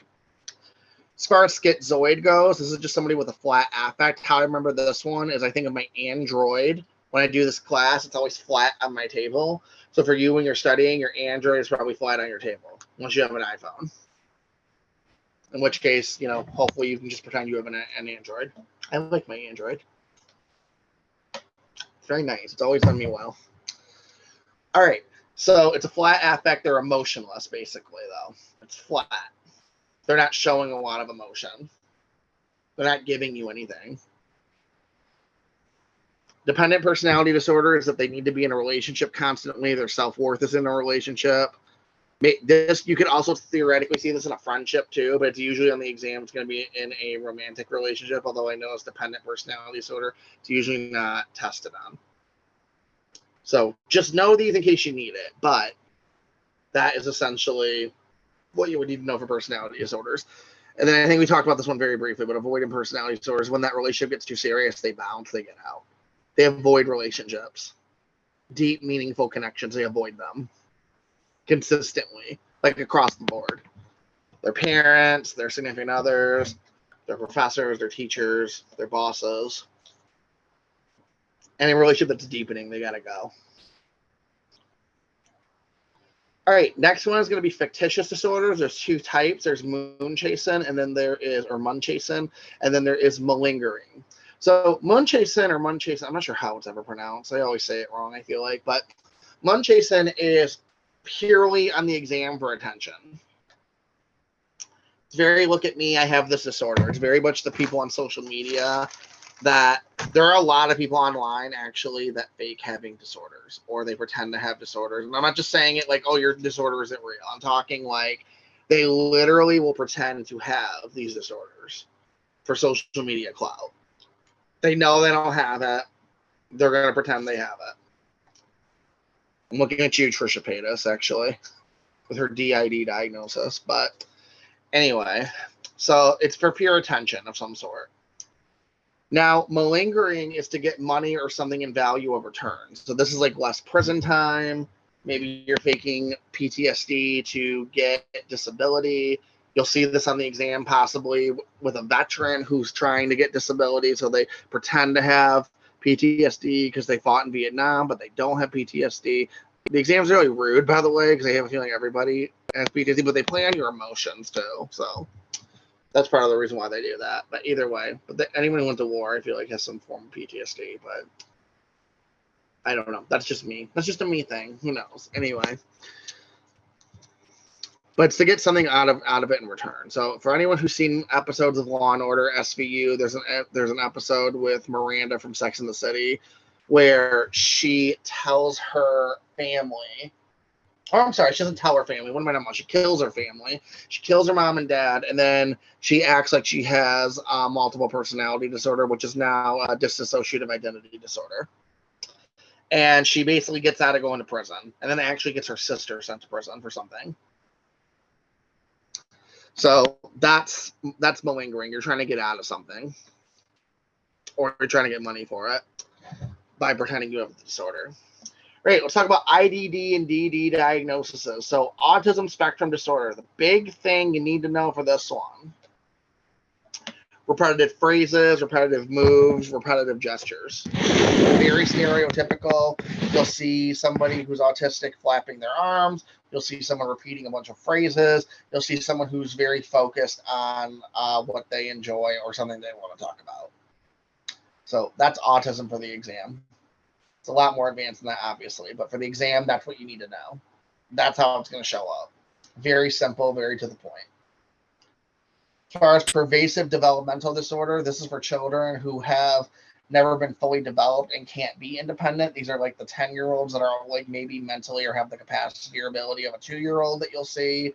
They're often usually in things like wheelchairs, walkers. If they're not like that, then they maybe are walking, but they are very underdeveloped.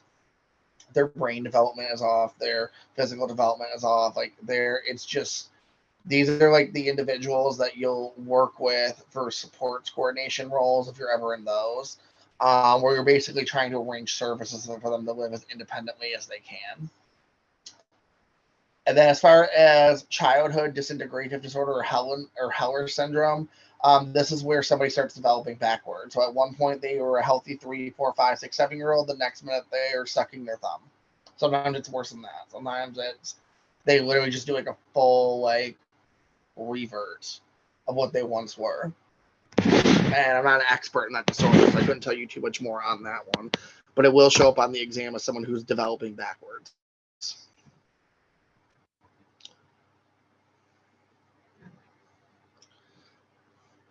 So that is it for diagnosing. So it's pretty straightforward. Those are the main ones you're going to be seeing on there. And just so I would recommend you take notes on those, maybe learn a few different ways that those could apply in some type of way. But when you go to your studying or you go to your research later, maybe find sample questions online, because I have them everywhere if you look them up enough.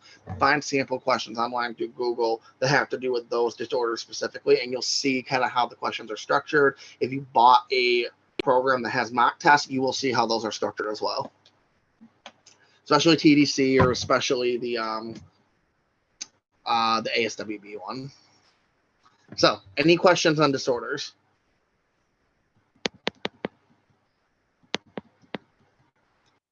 Nope, easy peasy, got it. All right, so we're going to go through assessment tools next, and then we'll see where we're off, because either this section or the next one we're going to take another 5 or 10 minute break just to give the vocals a little rest, because this class is rough every time I do it live. So all right, so let's go ahead and do, and it's more rough today because I'm like, my throat's acting up in the beginning, so that's awesome. All right, so assessment tools and instruments. This is going to be a really easy one, just so you guys know. So this is going to be one where either I want you to write these down as we do it, or I want you to go back through this later and do it then. But if you want to just absorb the section, you can, but you're going to write these down because these are going to be pure memorization. You're going to be tested on a few of these. I'm going to tell you which ones are going to show up for sure.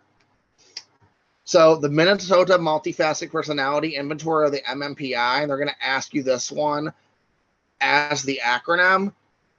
It's going to ask you this one, so just be ready for this one. It detects for deception, and it's for personality disorders. They're literally going to ask you this, like, which of these assessment tools would be appropriate for somebody with a personality disorder or something of that nature.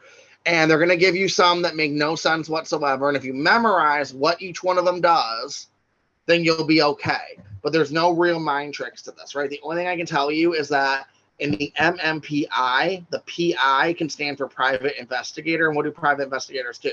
They look for people who are liars, and they look for people who are maybe have some personality disorders going on, because, you know, they commit crimes, I guess, right? That's stigmatizing, but that's how you can think about this exam, right? Because personality disorders, they're bad people. Bad, right? Let's just go with it. So PI, they're going to be investigating. They're going to be investigating somebody with a personality disorder. They're going to see if you're lying to them. I don't like that in real life, but I like it to memorize for the exam so we can move on. So let's just kind of go to the next one. So that's how you'll memorize that one. As far as this next one goes, the TAT, the Thematic Apperception Test. Apperception, I can never say this word ever. It's a projective test that essentially looks for repressed childhood memories.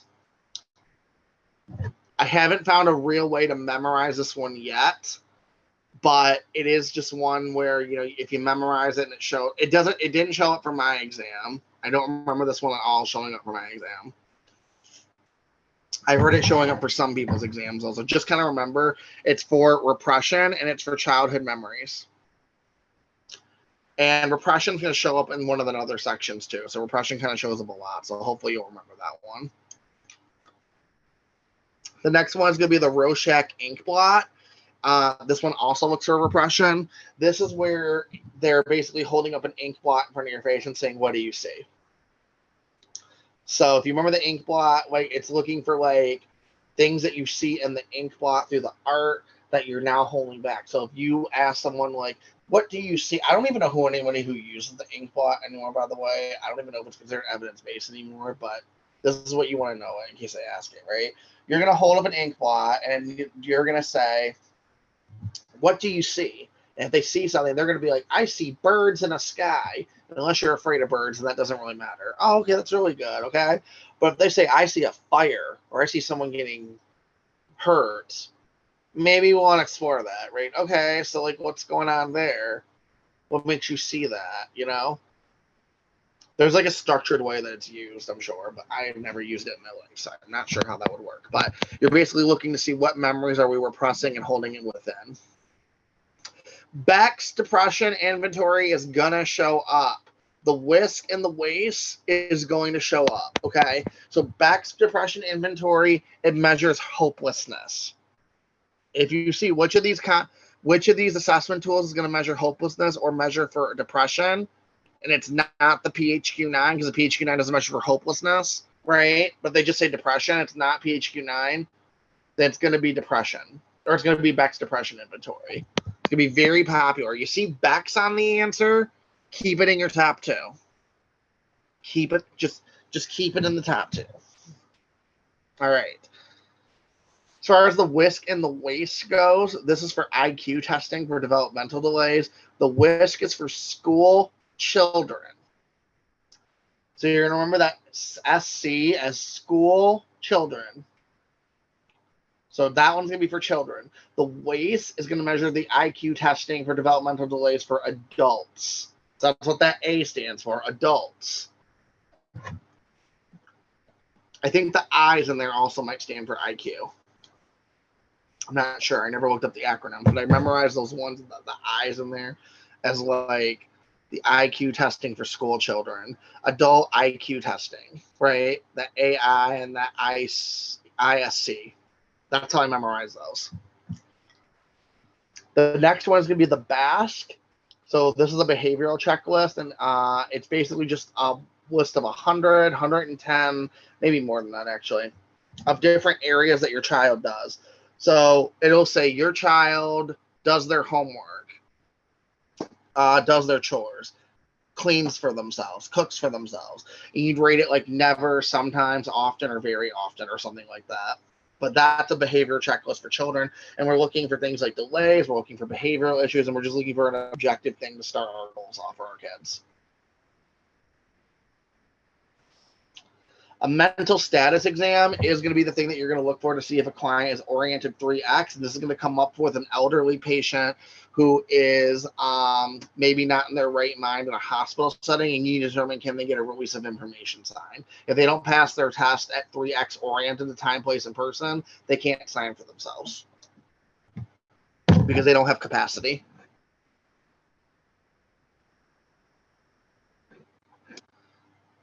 So that's as easy as it's going to get. I have not seen these two pop up, but the GAD-7 and the PHQ-9, these are some screeners that we're most familiar with as social workers usually. If you're not familiar with it, you will get familiar with it at some point. But the GAD-7 is an anxiety screener that measures symptoms within the last 2 weeks. The PHQ-9 is a depression screener that measures depression within the last 2 weeks. I don't know if these are on there yet, but you just might want to have that in your memory bank, because I heard these were going to be added to the exam at some point. So don't stress too much about this section, but this is more of just a memorization of all these assessments. If you can memorize them and add a few extra points to you, you'll probably get about 2 assessment screeners questions from your many scenario questions after. All right, so any questions on that? That one is straight to the point. We're good to go on that, right? Do we have any questions?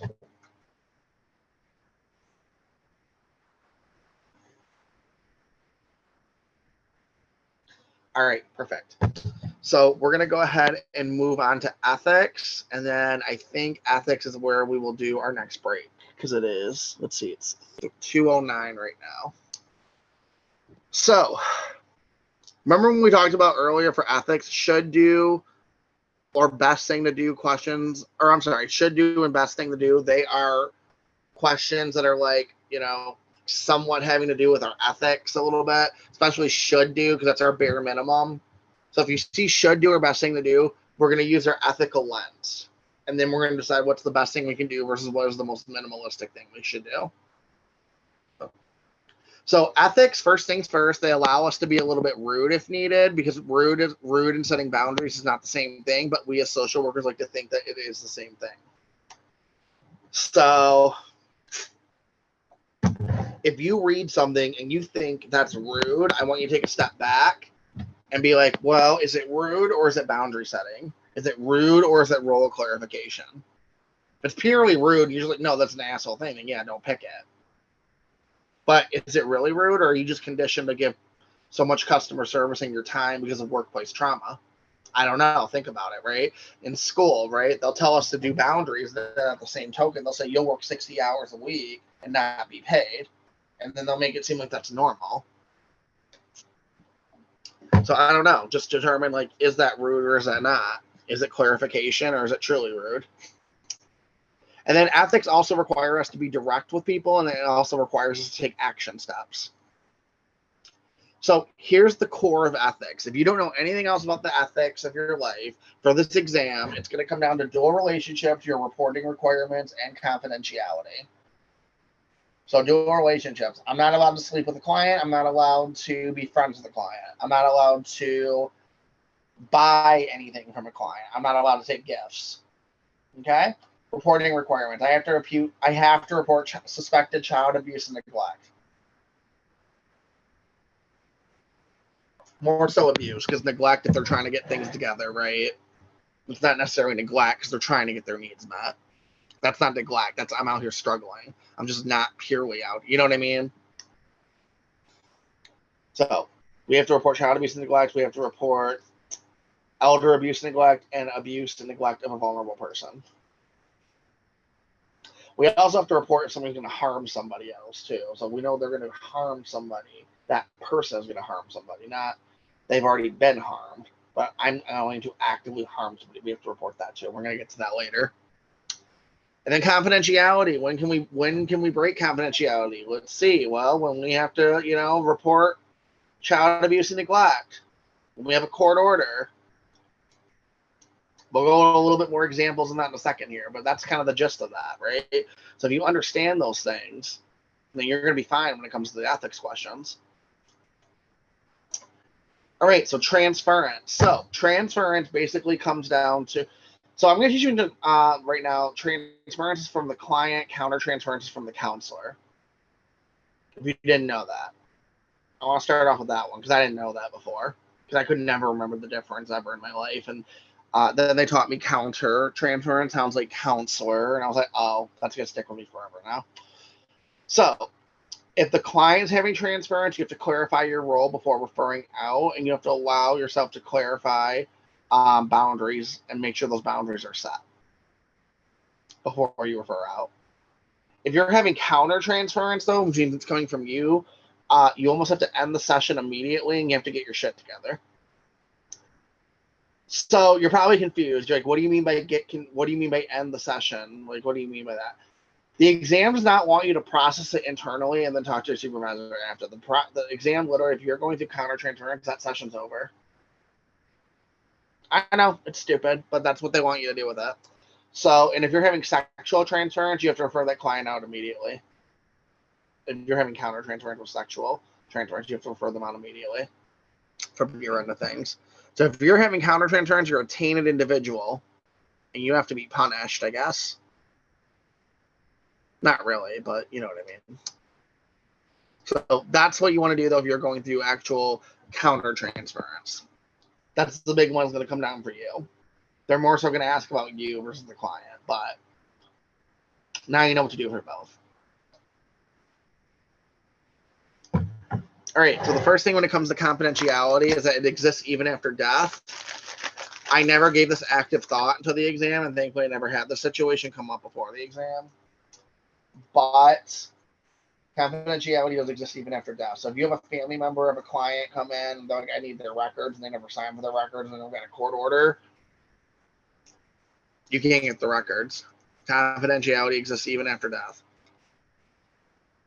The reason behind that, too, is because that individual parent might well, there's a lot of reasons, obviously, but the big one I'd want you to think about is that parent might read something in their record that they were not supposed to see, and it might cause them to go over the edge. Maybe they were talking about how they hate their mom and they can't stand their mom, and they want to cut them off or something. So you never know what's going to be in that record that's going to harm someone else by exposing. So if they want that record, they got to get a court order. Or they should have got a release before they died. Even after they die, you should get a new release. If the exam's not going to go that deep, just so you know. But just for your own practices, like if you have a release for someone and they die, they still probably need to get a court order. Because their life situation changed. It literally changed. They're dead, right? So they can't revoke that release any longer. But anyhow, so as far as that goes, another life situation that would happen too is if you were working with a couple that said, you know what, we're actually going to file for divorce. You had releases for each person. You want to get new releases because maybe you're still working with one of them, or maybe you were working with one to begin with and you had the release for them before, and now you have to review and say, hey, do you still want that person as your emergency contact? For some people, they do. For some people, it's a friendly divorce, and they just are moving on as people. You never want to accept a verbal release either. You never want to have a client say, oh, it's okay to tell them that. Get it in writing. Always get it in writing. No ifs, ands, or buts for life and for this exam. I've said a million times, but abuse allows us to break confidentiality if it's for a vulnerable population. And then a child under the consent of under the age of consent participating in sexual activities is considered abuse to the exam. Now, little disclaimer on this one. The exam is a national test. So what's likely going to happen is unless that child is like 12 or 10 or 8, right? You know, if you fall into like that teenage, the general rule I'm going to give you, every single state has their own age of consent. Some are as low as 13, some are as high as, I've seen 19 for one. And I don't know how that works because they're already an adult. But regardless, you know, it's, you know, as long as they're in that teen range, the general answer is going to be that you're going to look up, you're going to obey your local laws and regulations. Or you're going to abide by state statutes. Something related to the state laws, you're going to follow those. But if they're super young, and they're like 8, 6, 9, 10, you're going to report it. Because there's no state that's going to ever be that low. All right, as far as subpoenas go, so subpoenas are not the same as a court order. I did not know that until taking this exam and preparing for it. Thankfully, I've never been subpoenaed, but a subpoena is not the same as a court order. A subpoena is an invitation. Please come to my birthday party. Please come to our court hearing. We'd love to see you there. A court order, so a subpoena is going to be from one of the attorneys usually too. So it's going to be the defense or the prosecution. Either way, you need to get a release signed if you're going to go to court or give up records for the subpoena. Because what's going to happen is during cross-examination, the other party that they don't want them to see is going to see the records. And they can use that to twist things and manipulate things. So you either need a release and file or you need the judge to give you a court order, which is a command. You're going to be here at 8 a.m. and you better be there at 7:55 as a court order. All right, Tarasov versus the University of California. So essentially a little history lesson here. In 1974, there was a decision made about mandated reporting. But however, they had to amend this because in 1976, they had to they had to have a rehearing of the case by the California Supreme Court calling for a duty to protect unintended victims. So here's the deal behind this. For the exam, this is what you need to know. You have to warn the police and the victim of a potential threat to homicide or a potential bodily threat within 48 hours. So they're going to have a question that's going to say, what is the law that makes you have to mandate report somebody who is going to be harmed to the police and to themselves, whatever, right? You have to do it what is the law that you have to do that is going to be the police and the victim within 48 hours? Tarasov versus University of California. It's going to be a very straight and easy answer. Nothing you have to really worry about too much. Very straight and to the point. So you just got to memorize that one. As far as just a little bit of additional effort or info for ethics. So informed consent is all about being aware of our own risks and benefits. They're not going to ask you that flat out. This is just knowing like you have to practice informed consent. So you want to use that framework for the questions that you answer. For all intents and purposes, seeing a minor beyond the first 2 sessions, you're going to need to get consent from the parent. Just realized client is over here spelled wrong too, so I have to fix that later. But always remember self-determination, and clients have the right to make dumb decisions, as long as they're not harming themselves or others. And know them getting into their relationship with another person that wasn't right for them, and they took it back. That's not harming themselves technically. I'd like to say it is, but unfortunately, we can't put our own values on things, right? So they have the right to make those decisions. And I have the right to not stress out over what they make. So, all right. So these other ones we kind of talked about before, but for what is best, just see the client as long as you can, regardless of their ability to pay. And for what you should do, you can discharge them at any time if they're not a danger to themselves or others. So we talked about that probably at least 3 times now. Right, there's a little bit that goes into ethics, so we'll just go over this briefly. They're going to ask you what is the best supervisor type, and that's going to be an authoritative leader where everybody gets a say. They're not going to ask you about all the different leadership types. Just remember authoritative, supportive. Authoritative is supportive. Everybody gets a say. Very democratic way of leading. Laissez-faire sounds like lazy. So they're passive. They let their staff do whatever's best, and they give little direction. Authoritarian is kind of like a dictator. Authoritative is going to be the best leadership style. So this is going to come up when you're taking the clinical exam, because they're actually testing your ability to be a clinical supervisor at some point or do things independently. So everybody gets a say with an authoritative leader.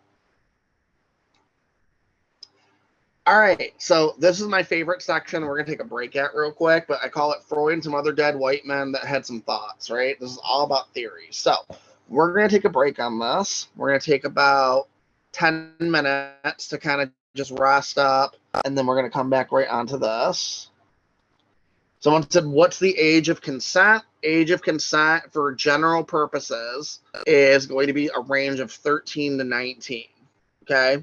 So if they're in that age of 13 to 19 and you have an option that says to obey local laws, obey local statutes, follow what your local statutes or laws says, something like that, right? 13 to 19, I'm saying 13 like pushing it, just so we're clear. But that's going to be your general range to do that. Anything younger than that, it's going to be a mandated report, no questions asked about it. And the good news is that they're going to tell you either follow the local law. So if you see that phrase, follow local laws, look up local statutes, follow what your local state says, right? Then what's going to happen is like they're not going to include mandated report usually. I put emphasis on that usually because they might be changing things. But when it's a minor, they're not even going to put local laws on it. So it's going to be very clear on what you should do. All right. So it is right now 2:24. We're going to go ahead and take a 10-minute break, come back at 2:34 or wherever you're located, and we'll be back in just a little bit. So just hang tight. We'll be right back.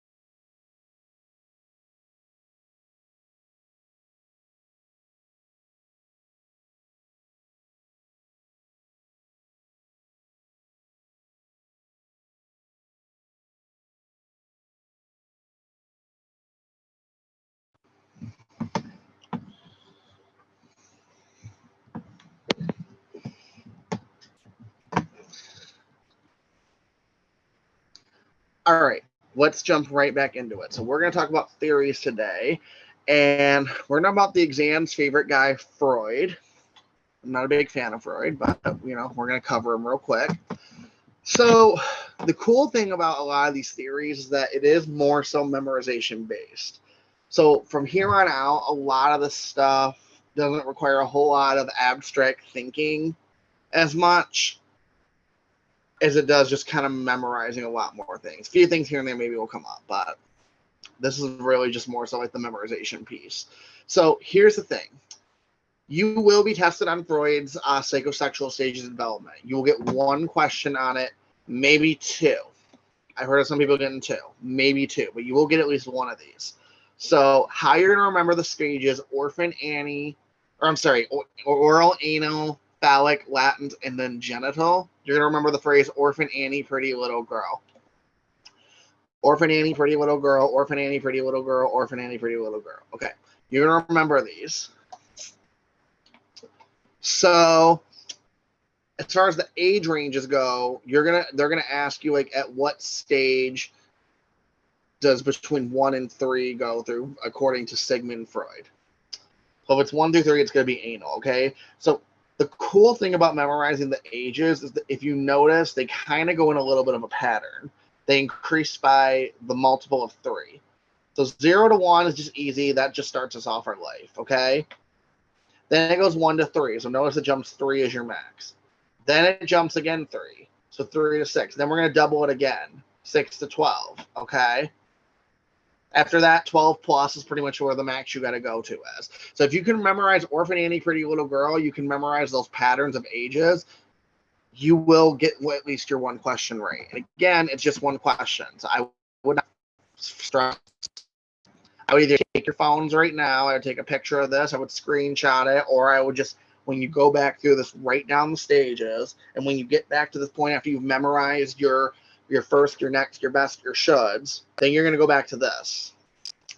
You're going to go back to this section, and you're just going to memorize these. And this one's going to be the easier one to memorize. But you will be tested on this once. So, with that being said, we're going to go now to Eric Erickson, who has a lot of stages that I am just feeling like I feel like I'm just now getting to the point where I'm memorizing the stages and the ages, and I still can't remember them all, but I'm getting to that point. So for Erickson, you're going to be tested once, and what's going to happen is you're going to want to memorize you're going to want to know the stage name. So again, same thing as Freud. You're going to want to take this chart. You're just going to write it out. Maybe put it on a flashcard if you prefer that, but just write it all out. Write it again. So do like I told you with my method. Write out your notes, then type out your notes, and then you're going to walk with your notes. And this is going to be one of those things that's going to help you memorize this just a little bit better. So you want to memorize your age, and you want to memorize your virtue, because they're going to ask you about the virtue sometimes too. The ones I noticed they ask the most about, they're going to ask about trust versus mistrust, autonomy versus shame. I noticed a lot. I noticed ego, integrity versus despair. They're down there at the end. Generativity versus stagnation, I noticed comes up. Intimacy versus isolation, it comes up for people. And then now that gender and sexuality is being more talked about more and more, identity versus role confusion is usually showing up in adolescence. So quite a few that could really show up. The other two I haven't really seen as much, but again, they're all free games. So memorize your ages, memorize your virtues. I don't have really a strict way of actually memorizing these.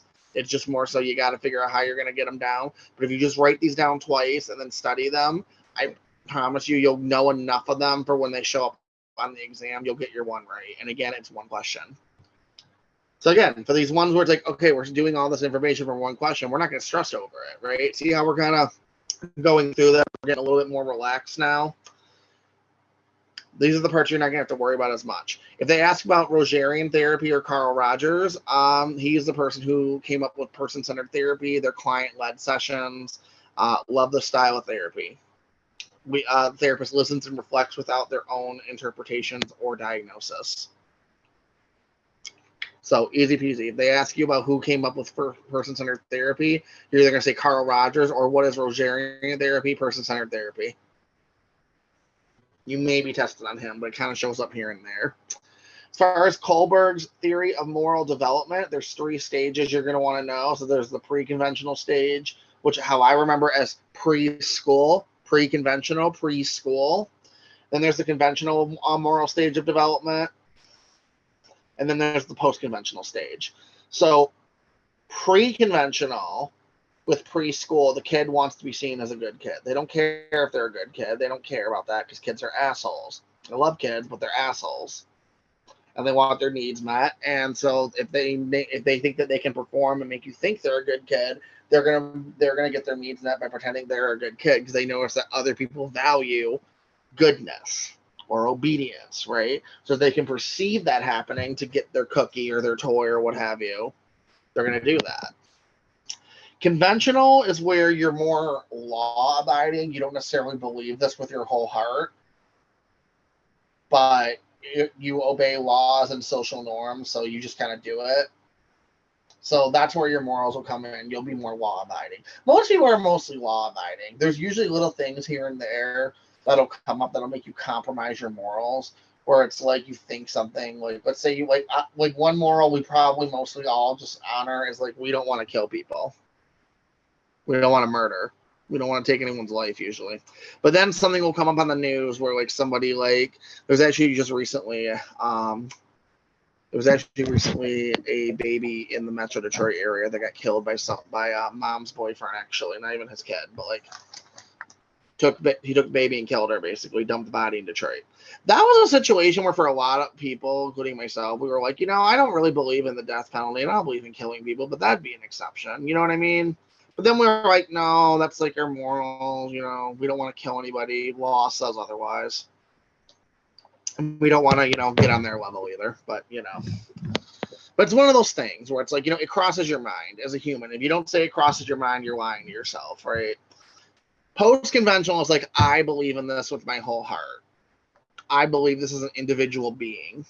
Like, I believe in this, not just because society says it, not just because it's against the law, not just because I just want to be perceived as good, but I believe this thing. So you might get tested one time on moral development. I did not, but I know a few people who did. So we're just going to go to the next one. And then the next one we're going to go into is the id, the ego, and the superego. So very classic social work 101 stuff. If you're like me, I couldn't understand what was going on at this point because everything was just kind of like a big giant mind blurb, right? So here's how I look at the id, the ego, and the superego. The ego is like this balancing act between your instincts or impulses and your morality. So the superego is like your morals, your principles, your values. Your id, is your instincts, your impulses, your lust, your vengeance. And then the ego is this thing that's just like balancing everything so that you can adapt to reality. So that's how you want to think of these 3 things. You'll probably get one question on the id, the ego, or the superego. It's nothing too crazy either. So just kind of memorize those. Ego is the balancing act. Ego is the balancing act. Superego is like the morality. It is the instincts, or just our impulses even. All right, here's a super easy one for you. This question will come up. Kubler-Ross and the stages of grief. All they're going to ask you is who came up with the stages of grief. You don't even have to know the stages of grief. It's going to be Kubler-Ross. Easy bonus question for you. Easy bonus question for you.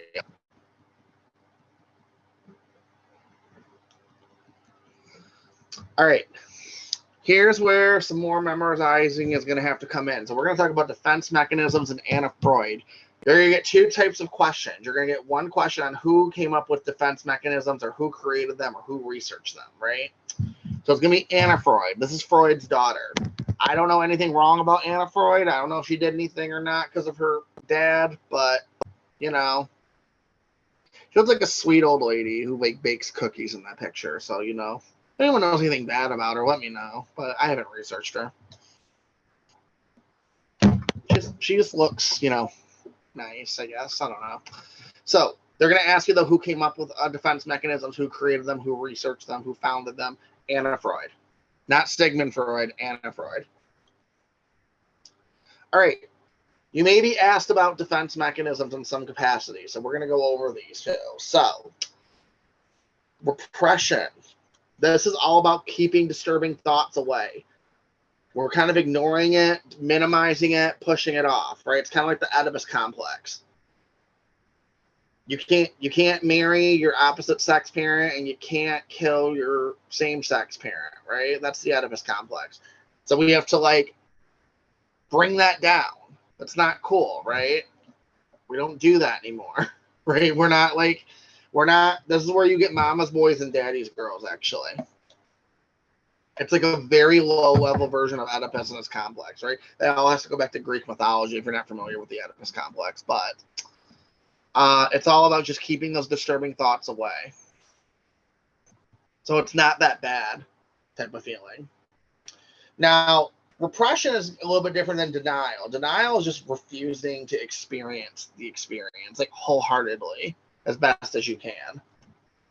So this is like someone saying that they're an addict and they use drugs, and they use hard street drugs, but it's not harmful to their health. Or they might even say it's healthy for them.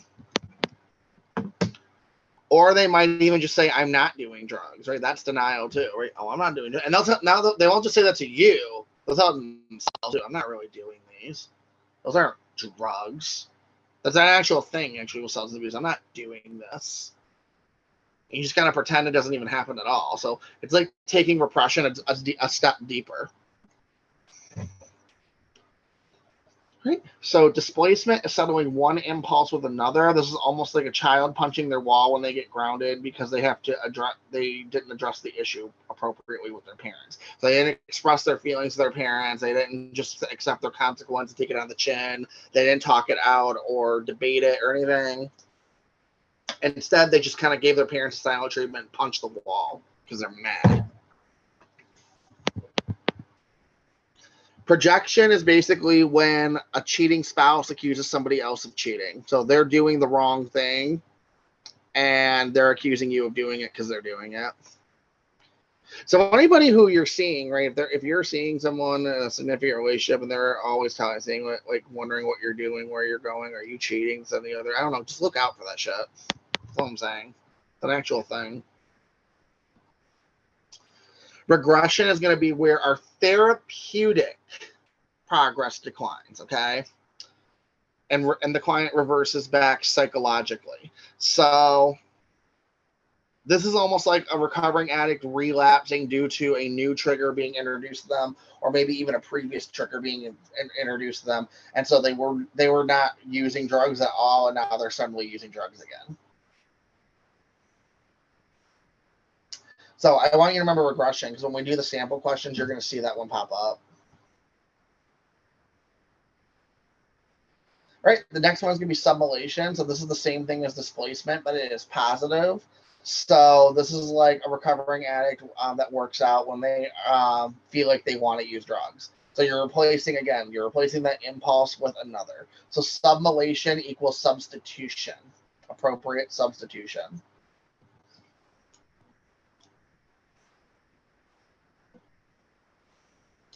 Rationalization is convincing ourselves that it is not as bad as you think. This is like a domestic violence victim saying that they hit me because they love me, or it was a one-time thing.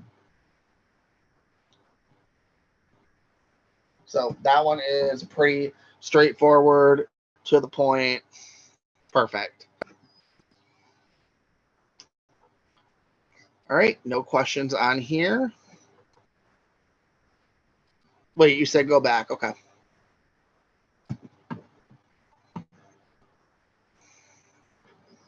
Did you want that one, rationalization? How many do you want me to go back?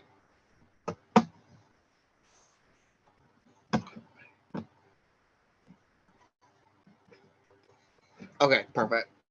I'll leave it up for about 20 more seconds or so.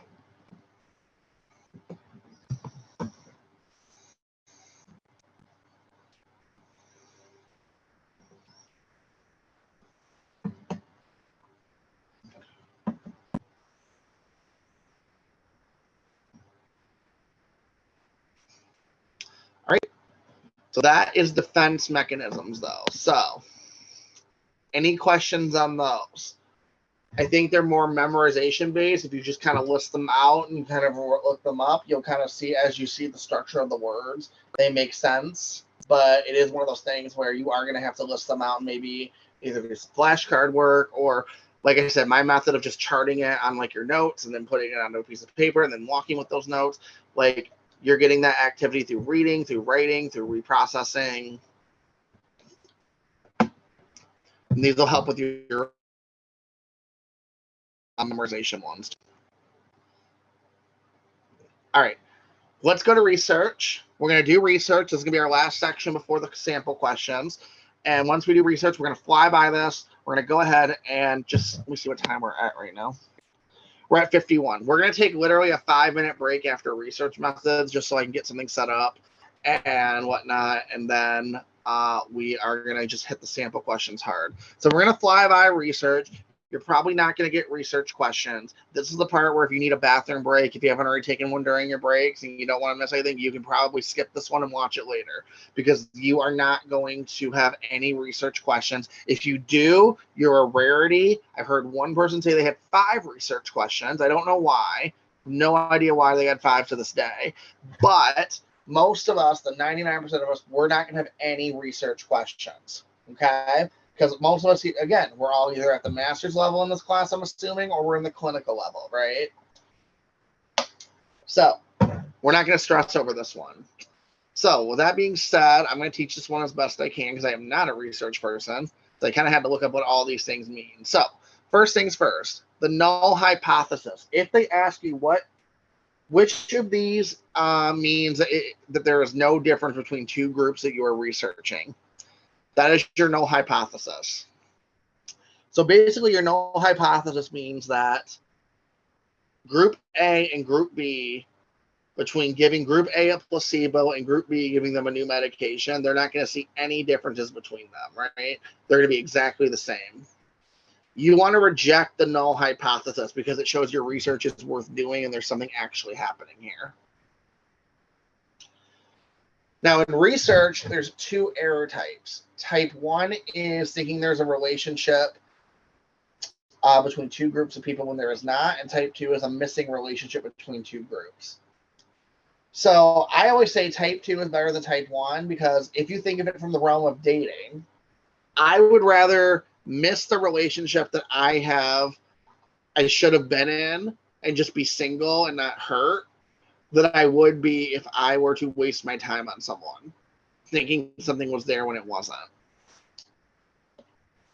So do with that what you will, but that's type 1 versus type 2.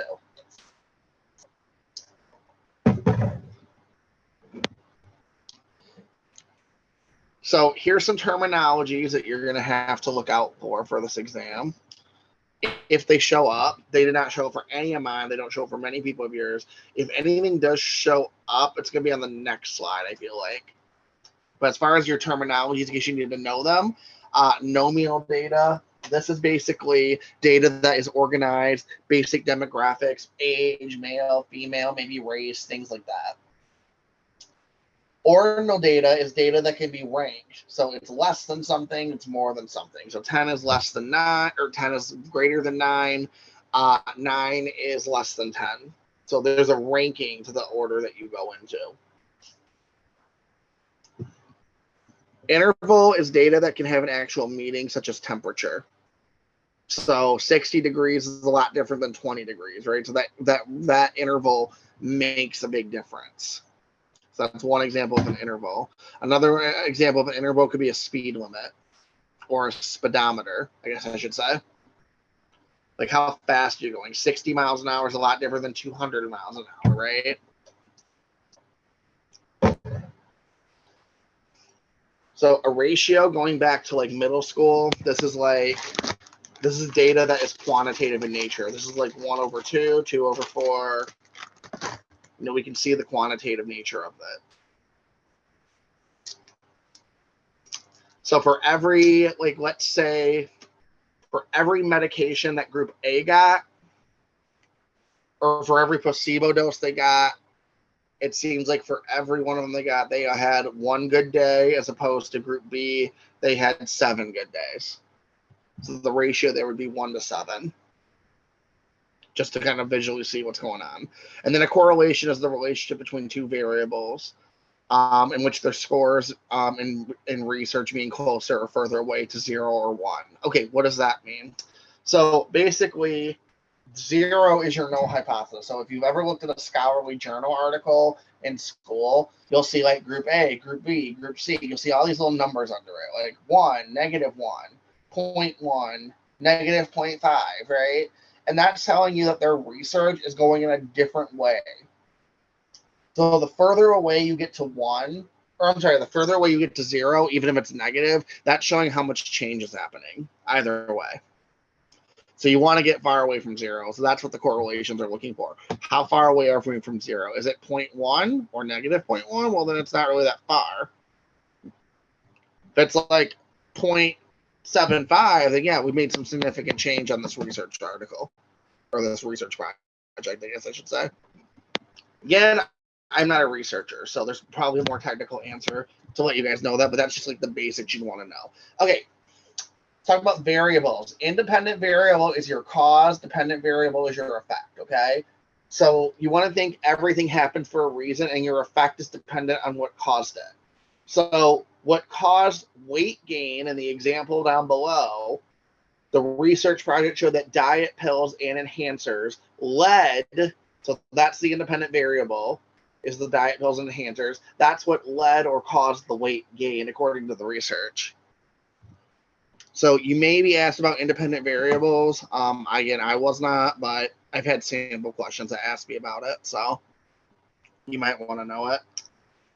Okay, so we're gonna kind of just like skim over standard deviation, because if you're not a research person, you're not going to understand what this says, and you're not going to be asked about it, right? So the standard deviation is essentially the deviation of scores from the mean, and the variance is the mean of the standard deviation.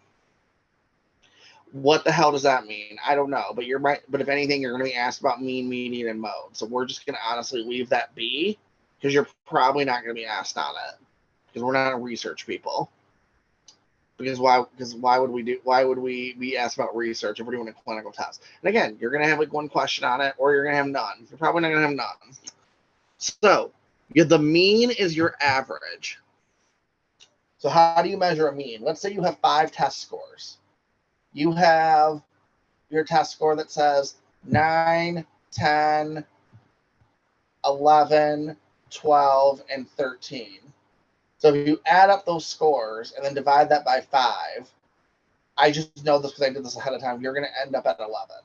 If you divide those 5 scores by because it's 55 divided by 5, you're going to end up at 11. Your median is going to be half the values fall above and below an item. So you're going to see 8, 9, 9, 10, 11, and 12. Okay, that's 6 scores. So 10 is going to be your median, because half those values are falling above and half are falling below that value. So if you had 6 scores like that, then median's the one kind of dab in the middle, kind of. And then mode is your most frequent value. So let's say you had test scores of 9, 10, 11, 12, 12, 12, 12, 12, 12, 12, 13, 13, 13, 14. Then the mode is going to be 12. So this is basically a way to manipulate data to kind of show support for something throughout your research. All right, perfect. So we are now at 3 o'clock exactly. This is awesome. So here's what we're going to do.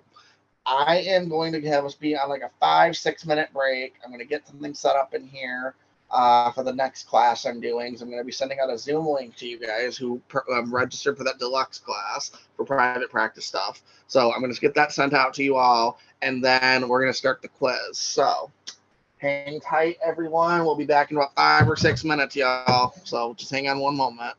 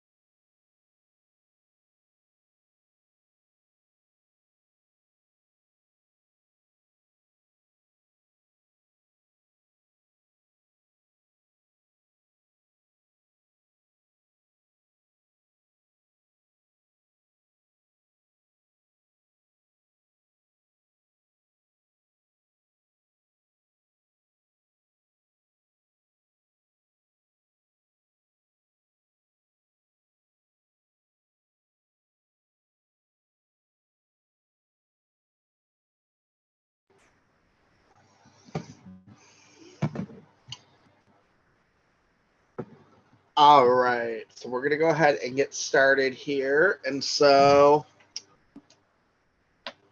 we're going to go through about 10 questions today and dive deep into them. And I try to get some variety in here just so you can kind of see a different of each one. So what we're going to do is right now the tests are still operating on a system of 3 questions or 3 answers and 4 answers. So we're going to kind of fluctuate that in between just to kind of give you like a somewhat simulation of what the test is going to be like.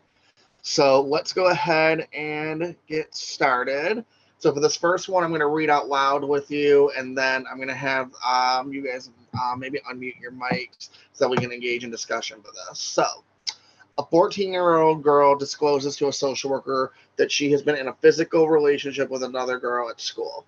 The girl states that she does not want her parents to know about it because they will not understand due to their religious views. The social worker should first, A, refer the girl to an LGBT youth group, B, explore her concerns, telling her parents, C, remind the girl that because of her age, that the parents must be informed, or D, suggest the parents come into session together.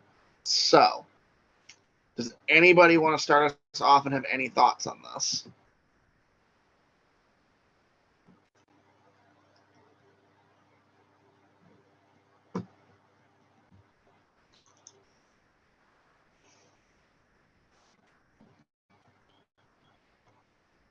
Okay. Someone said, 2 people said B. Seeing B with a question mark. Okay, that's fine.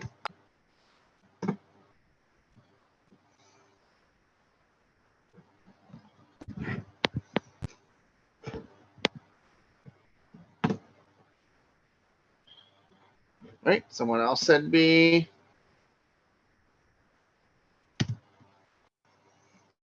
All right, so it is going to be B. So I'm glad that we kind of have a general consensus on this one. So I'm going to explain why it's B and then also why all of these are ones you can rule out.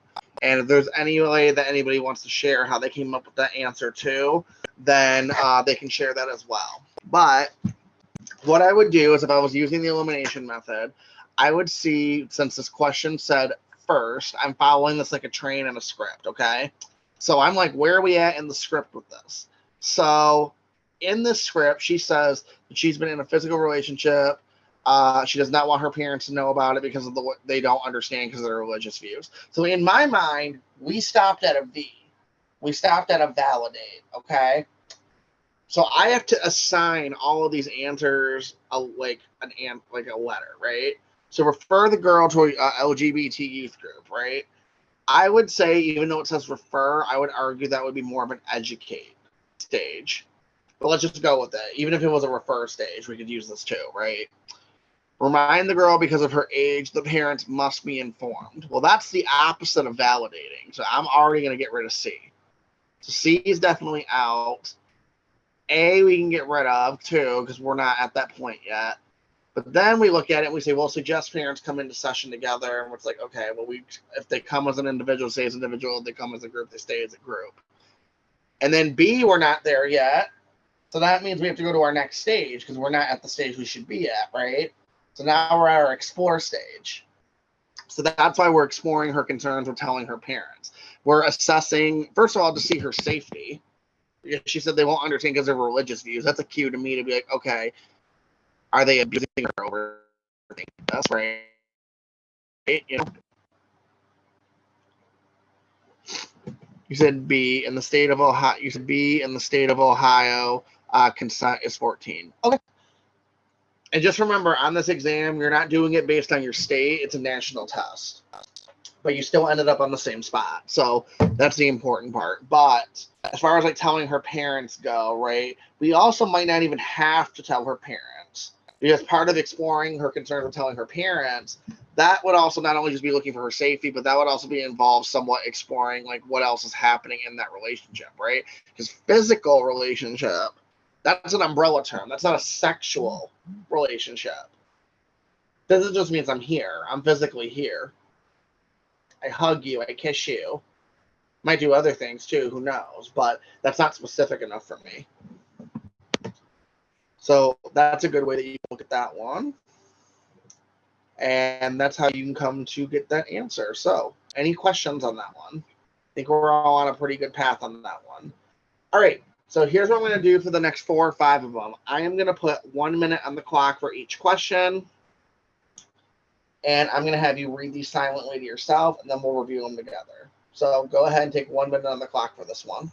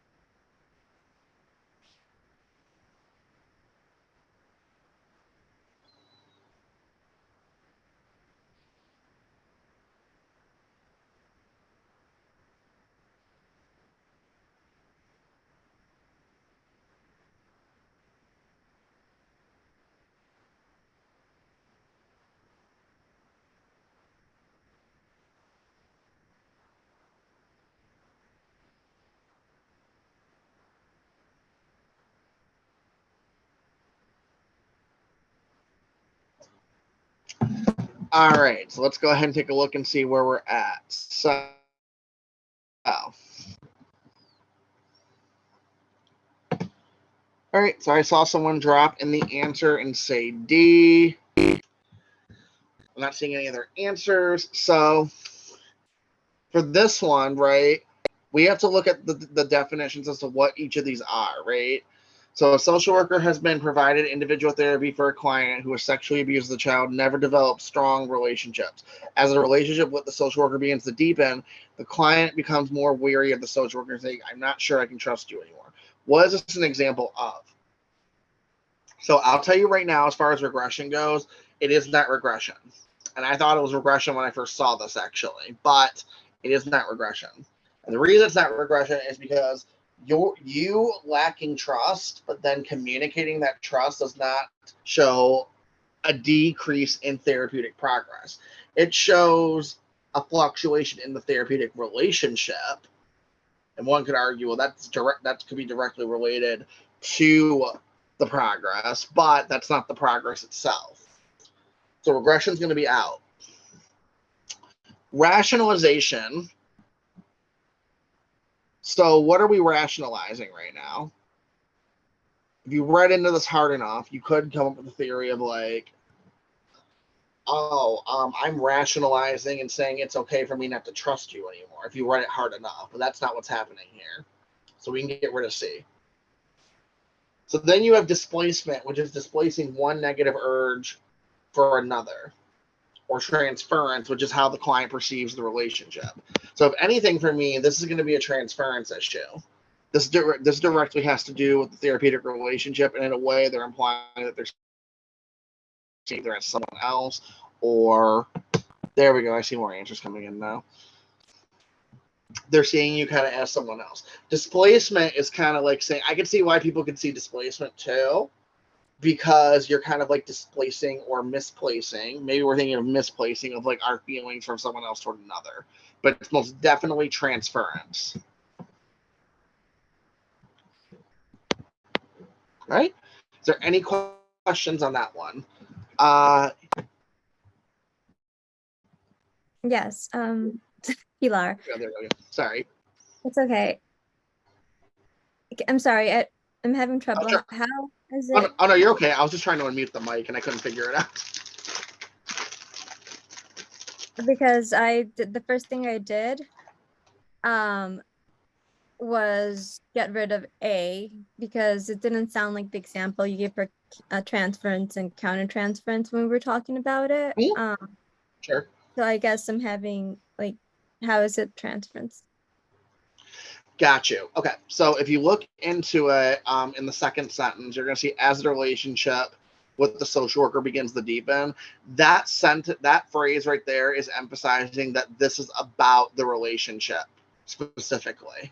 It's not about the progress. It's not about them putting a line up. This is about the relationship with that social worker specifically. So it's a little bit of like a reading challenge because it's like you're seeing how the sentence is actually structured. Another way how you could have got this answer too, and this is just more of like a test taking strategy I offer too, is if you look at these three, they're defense mechanisms, and then you have transference, which is not a defense mechanism, right? So if you have one that's different compared to the rest, you may also, that likely is going to be your answer or in your top two. Okay, that makes sense. Thank you. Okay, no problem. Yeah, someone mentioned the wording too. Yeah, so the wordings on these tests are really confusing. So this is kind of why I say with your practice exams, we talked about this a little bit earlier. Don't focus on the ones you got wrong. Or don't worry about how many you're getting right, because you really want to learn these rationales and the wording structures of things too. Because if you're just worried about getting the increased score, then you're just worried about increasing your score on a test you've already taken, or a practice test you've already taken, versus just learning the ins and outs of how things are structured and the rationales. So, but yeah, as far as those go, like that was a giveaway for me too. Was because there's three defense mechanisms. There's one in here that's not. That's telling me I should probably save that one. And there is a lot more emphasis on the actual relationship with the client than it is their actual behavior outside of the therapy room too. So that's why that would be transference.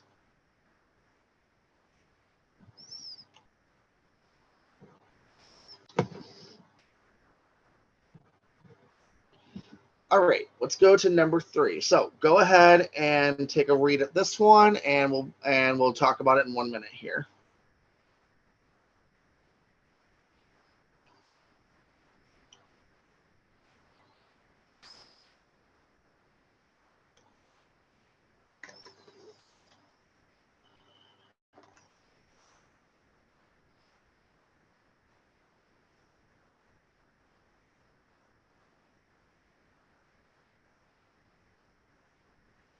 All right, 30 seconds on that one.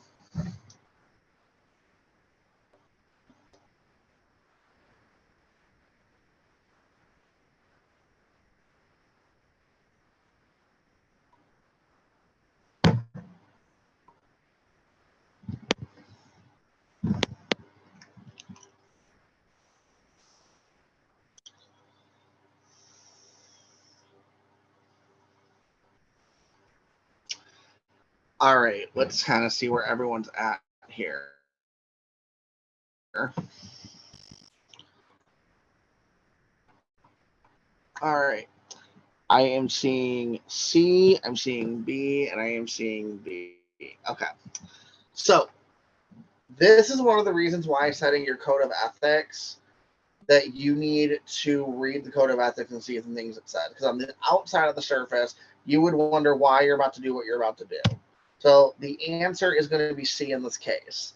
So the reason you have C in this case is because literally in your code of ethics, it's going to tell you, discuss the matter with the colleague before reporting to the supervisor.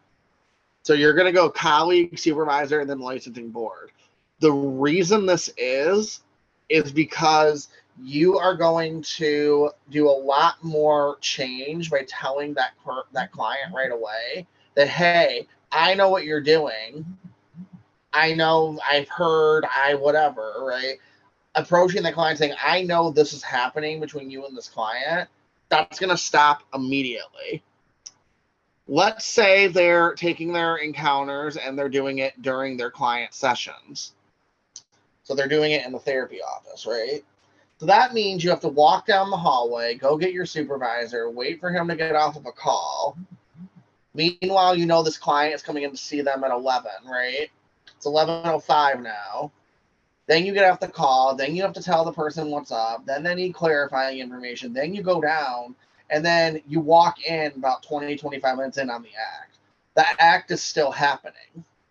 So this is why you report to the colleague. Because if you tell the colleague what's up first, chances are he's not going to pursue any more actions anymore. And then also you want to tell the colleague too, so that he can get his life together. And then also on the flip side, you want to give the colleague an opportunity to defend himself or herself. But that's a very straightforward ethics question. So it's literally in your code of ethics. So you're going to go colleague, then supervisor, then board of licensing. All right, next one. Go ahead and take a crack at this one. Go ahead and read it, drop your answers, and then we'll dissect it.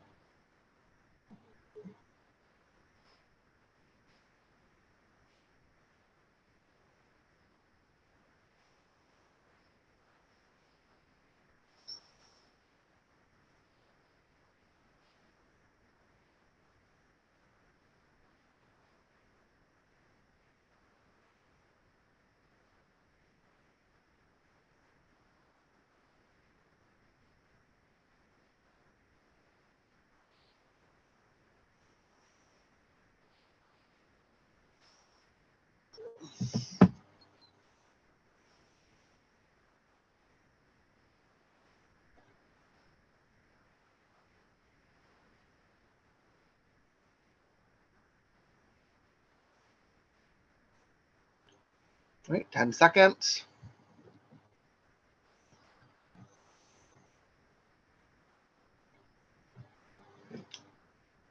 All right, let's go ahead and see where everyone's at. All right, so I am seeing D's, C's. Okay, so let's go ahead and take a look-see here.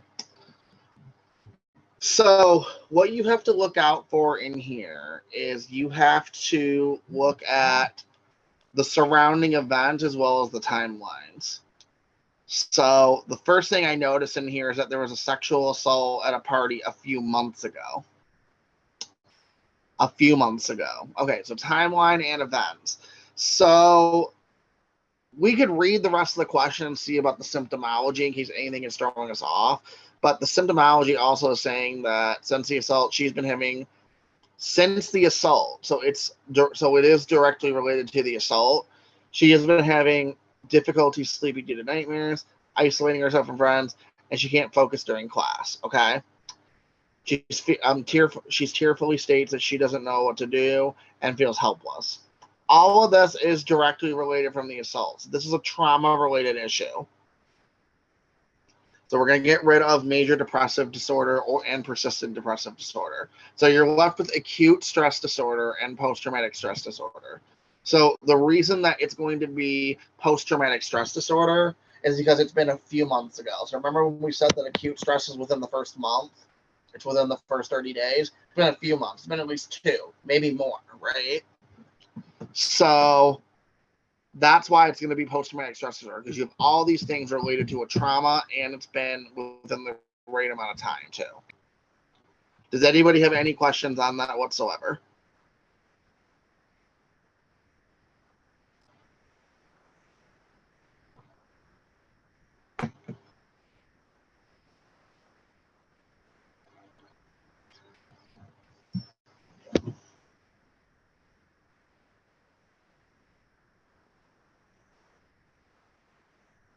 Hold on, I'm just looking up something real quick.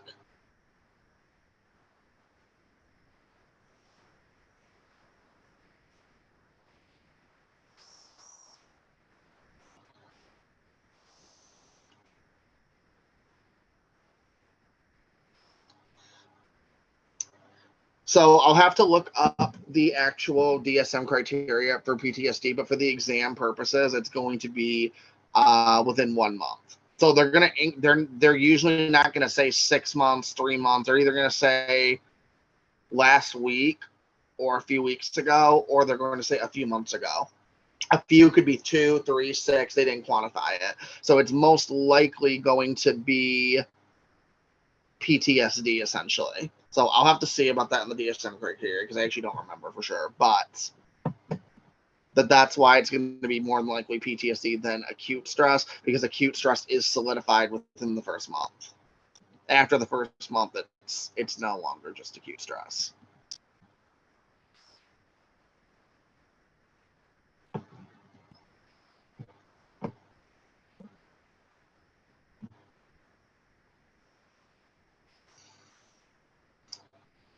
All right, so next question. Go ahead and read this one, and then the next round, I think we will do the next one together too, as I'll read that one. But go ahead. I'm getting you guys to get used to reading the questions on your own too, so that way you can kind of like skim read and see. So go ahead and take 1 minute for this one.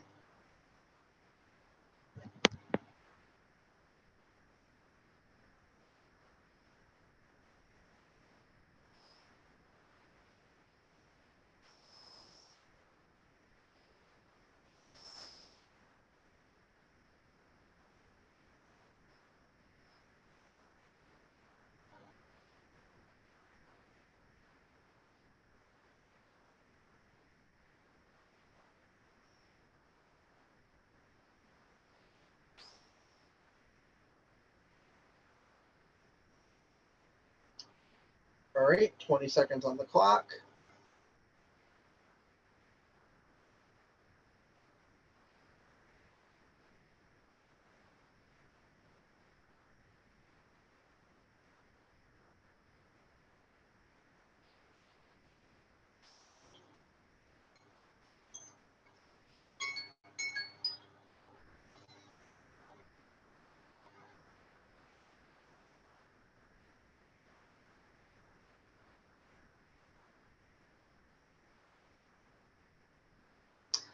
All right.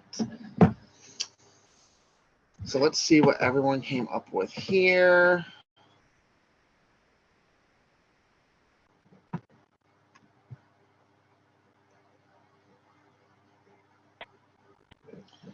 We're seeing B. I see B across the board. All right. Well, this one was a lot easier than usual because usually this is the one that has a lot of debate. So it is B. So here's why this one's B, because I know we talked about earlier about medications. We talked about stay out of medications and whatnot, right? And so we avoid medical advice. We avoid giving them advice on their medication. We avoid saying, well, you should stop or start taking this medication, right? With that being said, we do also have to determine sometimes if a client is taking their medication. So in a nursing home, what's happening is likely if you're in a nursing home, you're taking some sort of medication. Nursing staff has to come bring you meds and things like that, right? They have to administer meds, give you meds, things like that. So not only we can assume they're on meds because they're in a nursing home, but we can assume medication because they are in a nursing home with bipolar disorder, which is a very powerful disorder that you're going to need medication treatment for, no questions asked, right? In order to properly recover and manage it, right? So the thing with this one is that if we were to discuss a different choice of activity that might engage the client, we haven't determined their medical or physical needs yet. Are they even taking their medication, period? And if we talk to the doctor about changing the client's medication, they're going to ask you, did you determine if they're even taking their medication? Because it sounds like they're not even taking their medication. And how you figure that out in a nursing home is with a nursing home, they give you data sheets. So whenever you're in a nursing home, you are there and they give you medication. For those who've never worked at one, they do this at group homes too. You have to document when they take the medication. So it's in their sheet. Sometimes it's just in a chart. Sometimes it's a physical sheet. But it's in their chart somewhere if they took a medication or refused it that day. Now, did they administer it properly? Did they make sure she really took it? That's a little bit debatable, right? But there's usually standard procedures in place to make sure that happens. So that's why that one is B, because we can check to see if they're taking it to determine what's going on next.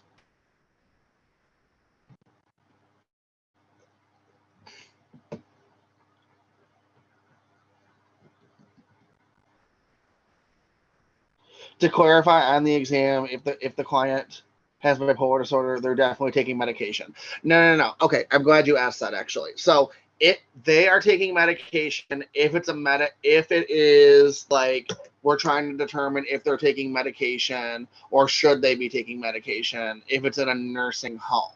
So nursing home is kind of the bigger one, but bipolar disorder, that is a disorder where in order to have the full benefit of treatment, you're going to be on medication for it. So there might be occasionally questions that are like, you're meeting with someone for bipolar disorder, you're trying to determine a referral, what do you do? Maybe if there's a question option in there, it may ask you to determine if the client's already on medication or is in need of medication or needs a medication evaluation, right? That would be more of our scope to say, hey, I think that you should get a medication evaluation to see if medication can help you. We know it's going to help them, but we can't say that because we can't say either way, right? But we can recommend a medication evaluation.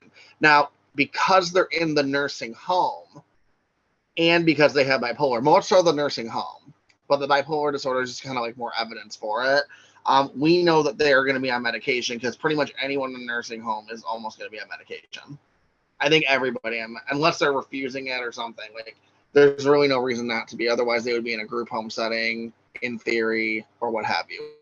Some people, I think, in real life, they're not on medication, but that's really the purpose of it, is to make sure like they can get things administered to them.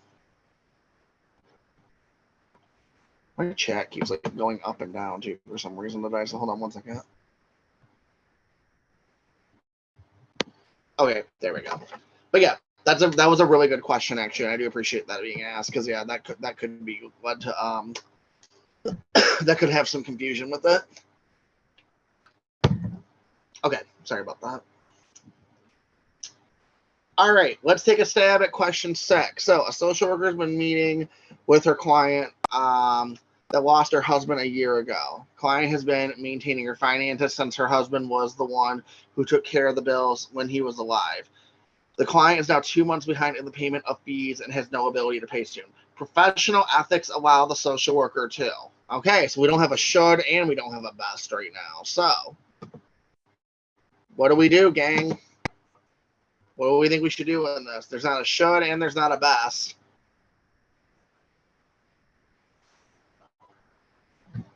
What do we replace professional ethics allow us to with? Would we replace that with should or would we replace that with best, do you think?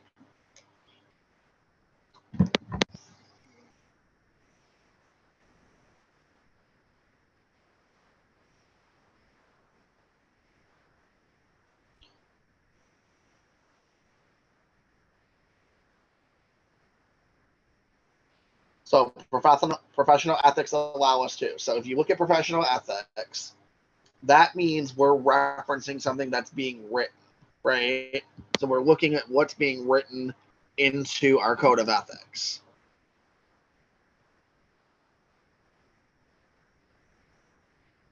So the answer is going to be B. Terminate therapy if it is clear that the client's not a danger to themselves or others. Professional ethics allows us to do that. Best practices is not professional ethics. Best practices in a whole perfect world would be, let's just kind of, let's see the client forever, right?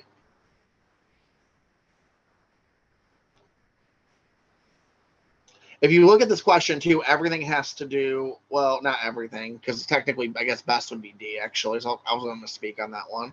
But terminate therapy only if the client wishes to do so, right? That would be our best scenario in this case. We can afford to do that. We can afford some pro bono therapy. But professional ethics allows us to terminate therapy if it's clear that they're not a danger to themselves or others.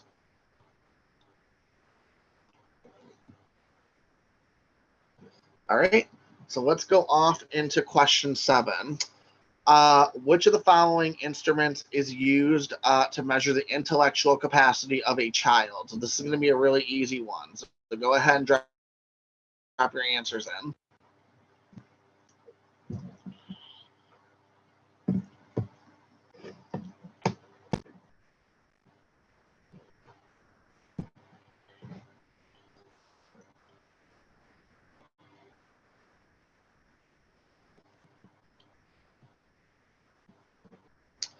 All right, easy peasy. It's going to be the whisk. So remember, the whisk is for school children.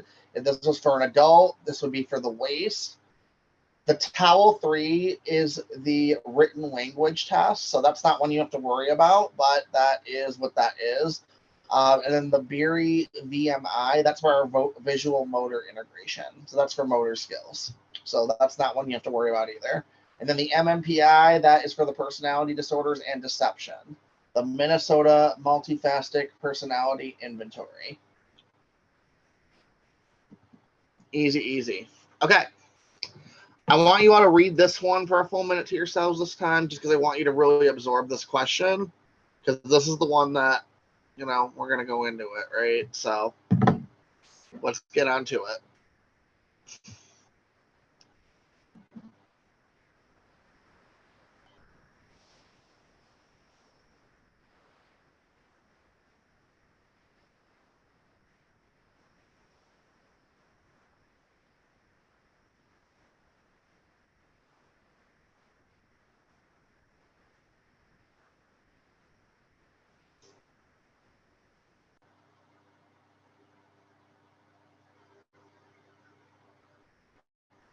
All right. 20 seconds on the clock.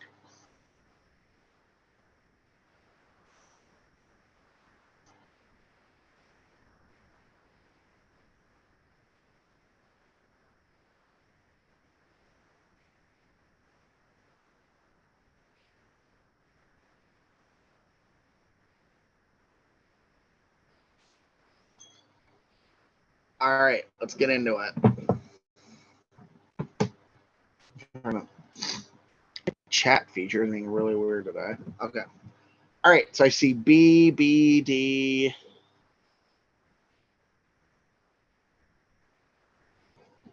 I think that actually was for the last one, maybe. Okay, so here's how this one is going to work. So this is going to involve knowing some elements of best practices and then what you have control over in your environment, okay? So this is the type of question that's actually, it's bringing in your morals. We probably all have the same morals and the same values, but it's kind of testing our morals and values. It's testing our emotions. And it really just kind of wants you to think and be a little bit confused on this one. So as far as this would go, I would say the first thing that we're going to do is we're going to rule out D. This will just be my take. I would rule out D. Mother's acknowledgement of her part in allowing the incestuous relationship to exist. She didn't. We don't know if she allowed it to exist. It doesn't say that in the question stem. It says you're working with a family whose son was sexually abused with a father. The father knew it existed because he was doing it. Mom did or did not know. We don't know that. Also, as social workers, it's judgment too, right? We're non-judgmental, so that's another one of our core values. We got to be non-judgmental, regardless of the situation, right? So it's kind of like saying, Mom, you have to acknowledge that you allowed this to go on, obviously, right? It's kind of like that Kim Kardashian voice we talked about. Which one of these sounds better even in that voice?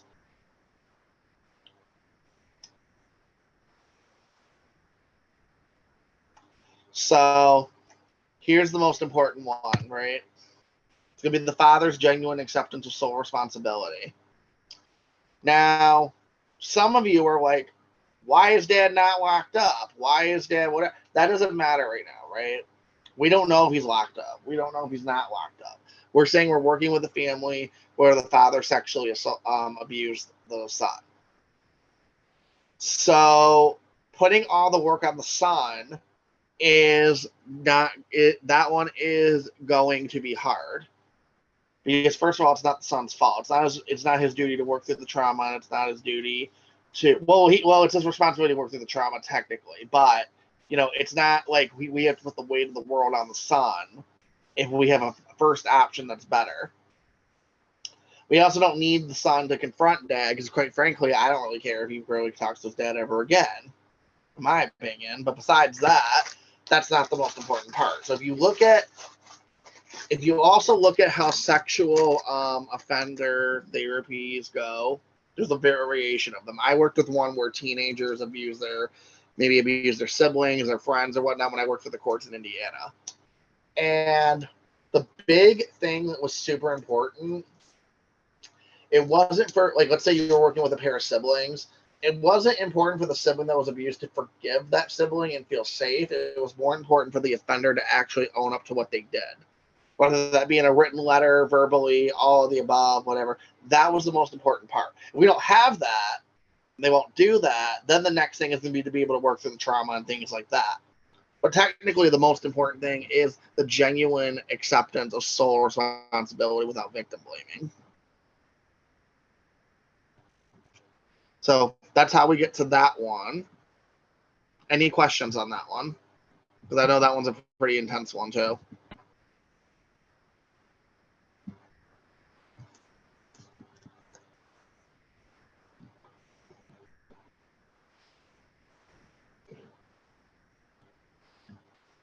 All right. So let's go ahead. I'm going to put 1 minute on the clock for this one to go back to everyone reading because I want you guys to absorb this one because this is a terminology one. So 1 minute on the clock there and go.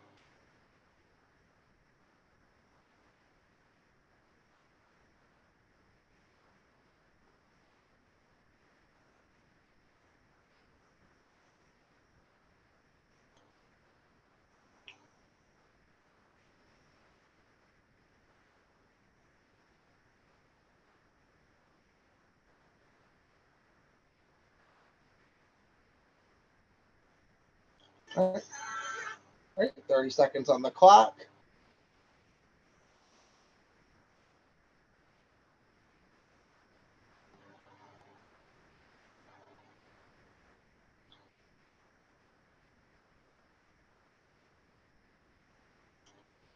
All right, 10 seconds.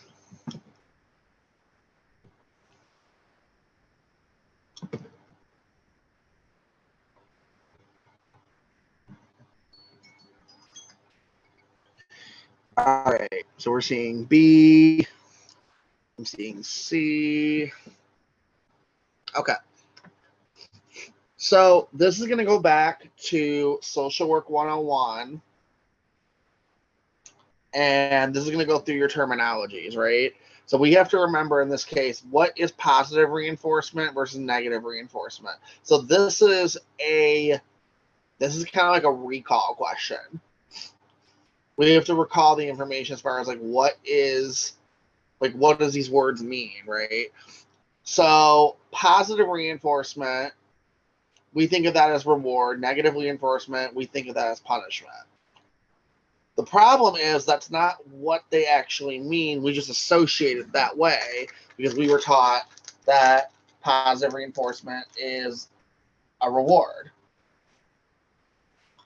So here's what this really means. Positive reinforcement basically means you're doing anything to make a behavior continue. Negative reinforcement is anything you're doing to make a behavior stop.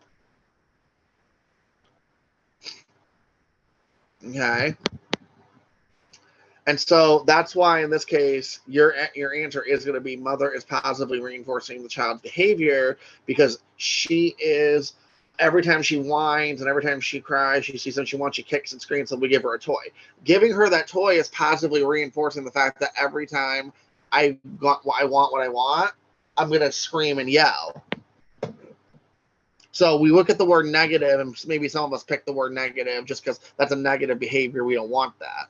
But you have to look at what the word we're actually looking at is. So it's a terminology thing. So it's positively reinforcing the child's behavior to continue acting the way she's acting. Okay. Is there any questions on that one?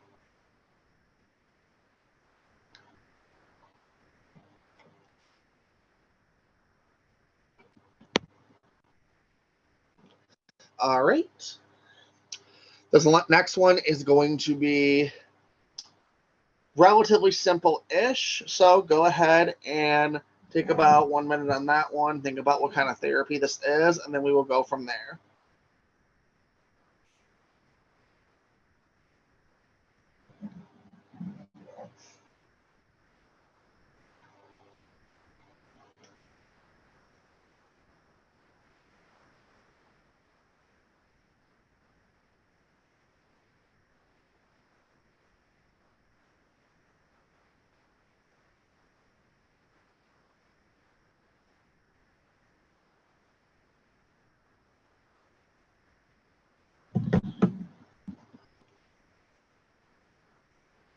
All right, 20 seconds on the clock.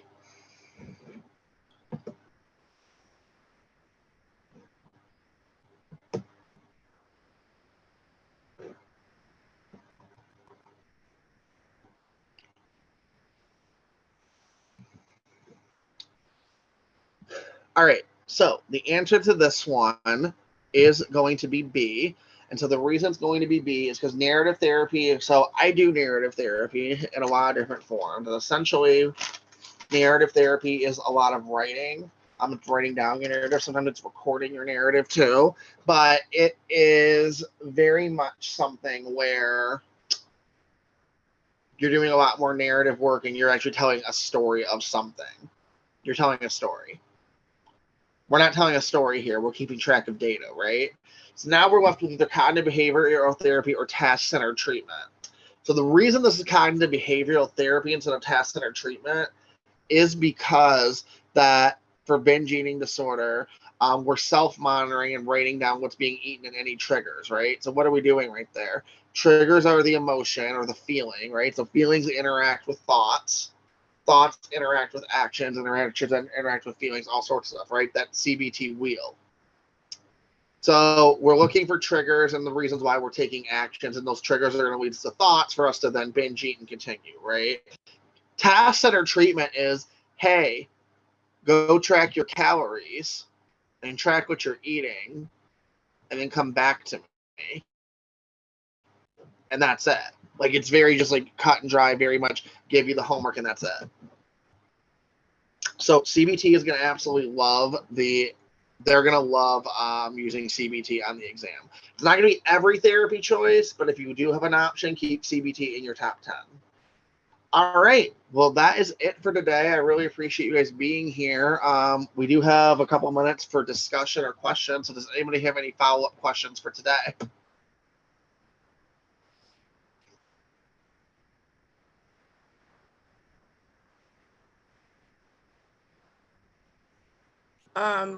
How soon would the recording be available? Within 24 hours. I'm going to try to get it out to you all tonight.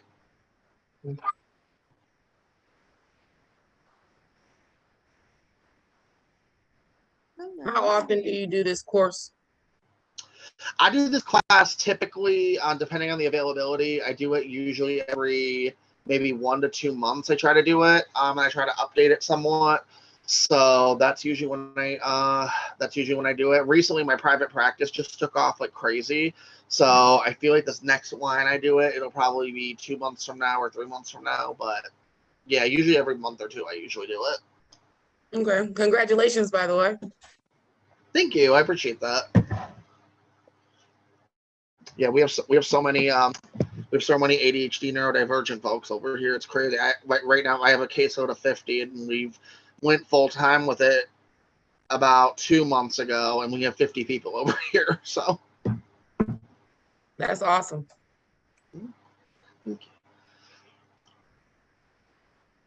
Yeah, if nobody has any other questions, we can Pilar asked, are we getting copies of the slides too? Why is like my chat acting weird today? Because it's like going up every time it goes up. Yeah, so you will get copies of the slides. So what I'm gonna do when I send this out with the recording, there's gonna be a link to the recording, and there's gonna be a link to the slides separately. So it'll be through Canva. Now, some people tell me that when I send it this way, it's a little weird. Most people usually can get it. If you end up not able to open it for some reason, make sure you send me an email directly, because where I send the emails through, it doesn't let me send an attachment. So if I end up sending it and you can't open it, then I'll have to send it to you individually so I can put it as an attachment. All right, let me make sure there's no other ones in here because my chat has been super weird, glitchy today.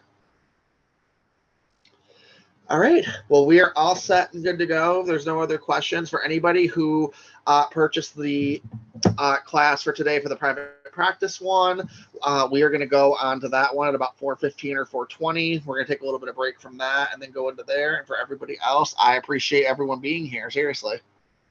Oh, I also wanted to say this too for anyone who registered for the private practice class. I think I said this earlier, but the link to that one is going to be in your email. So it's going to be a separate Zoom link. All right, so I'll see everyone later.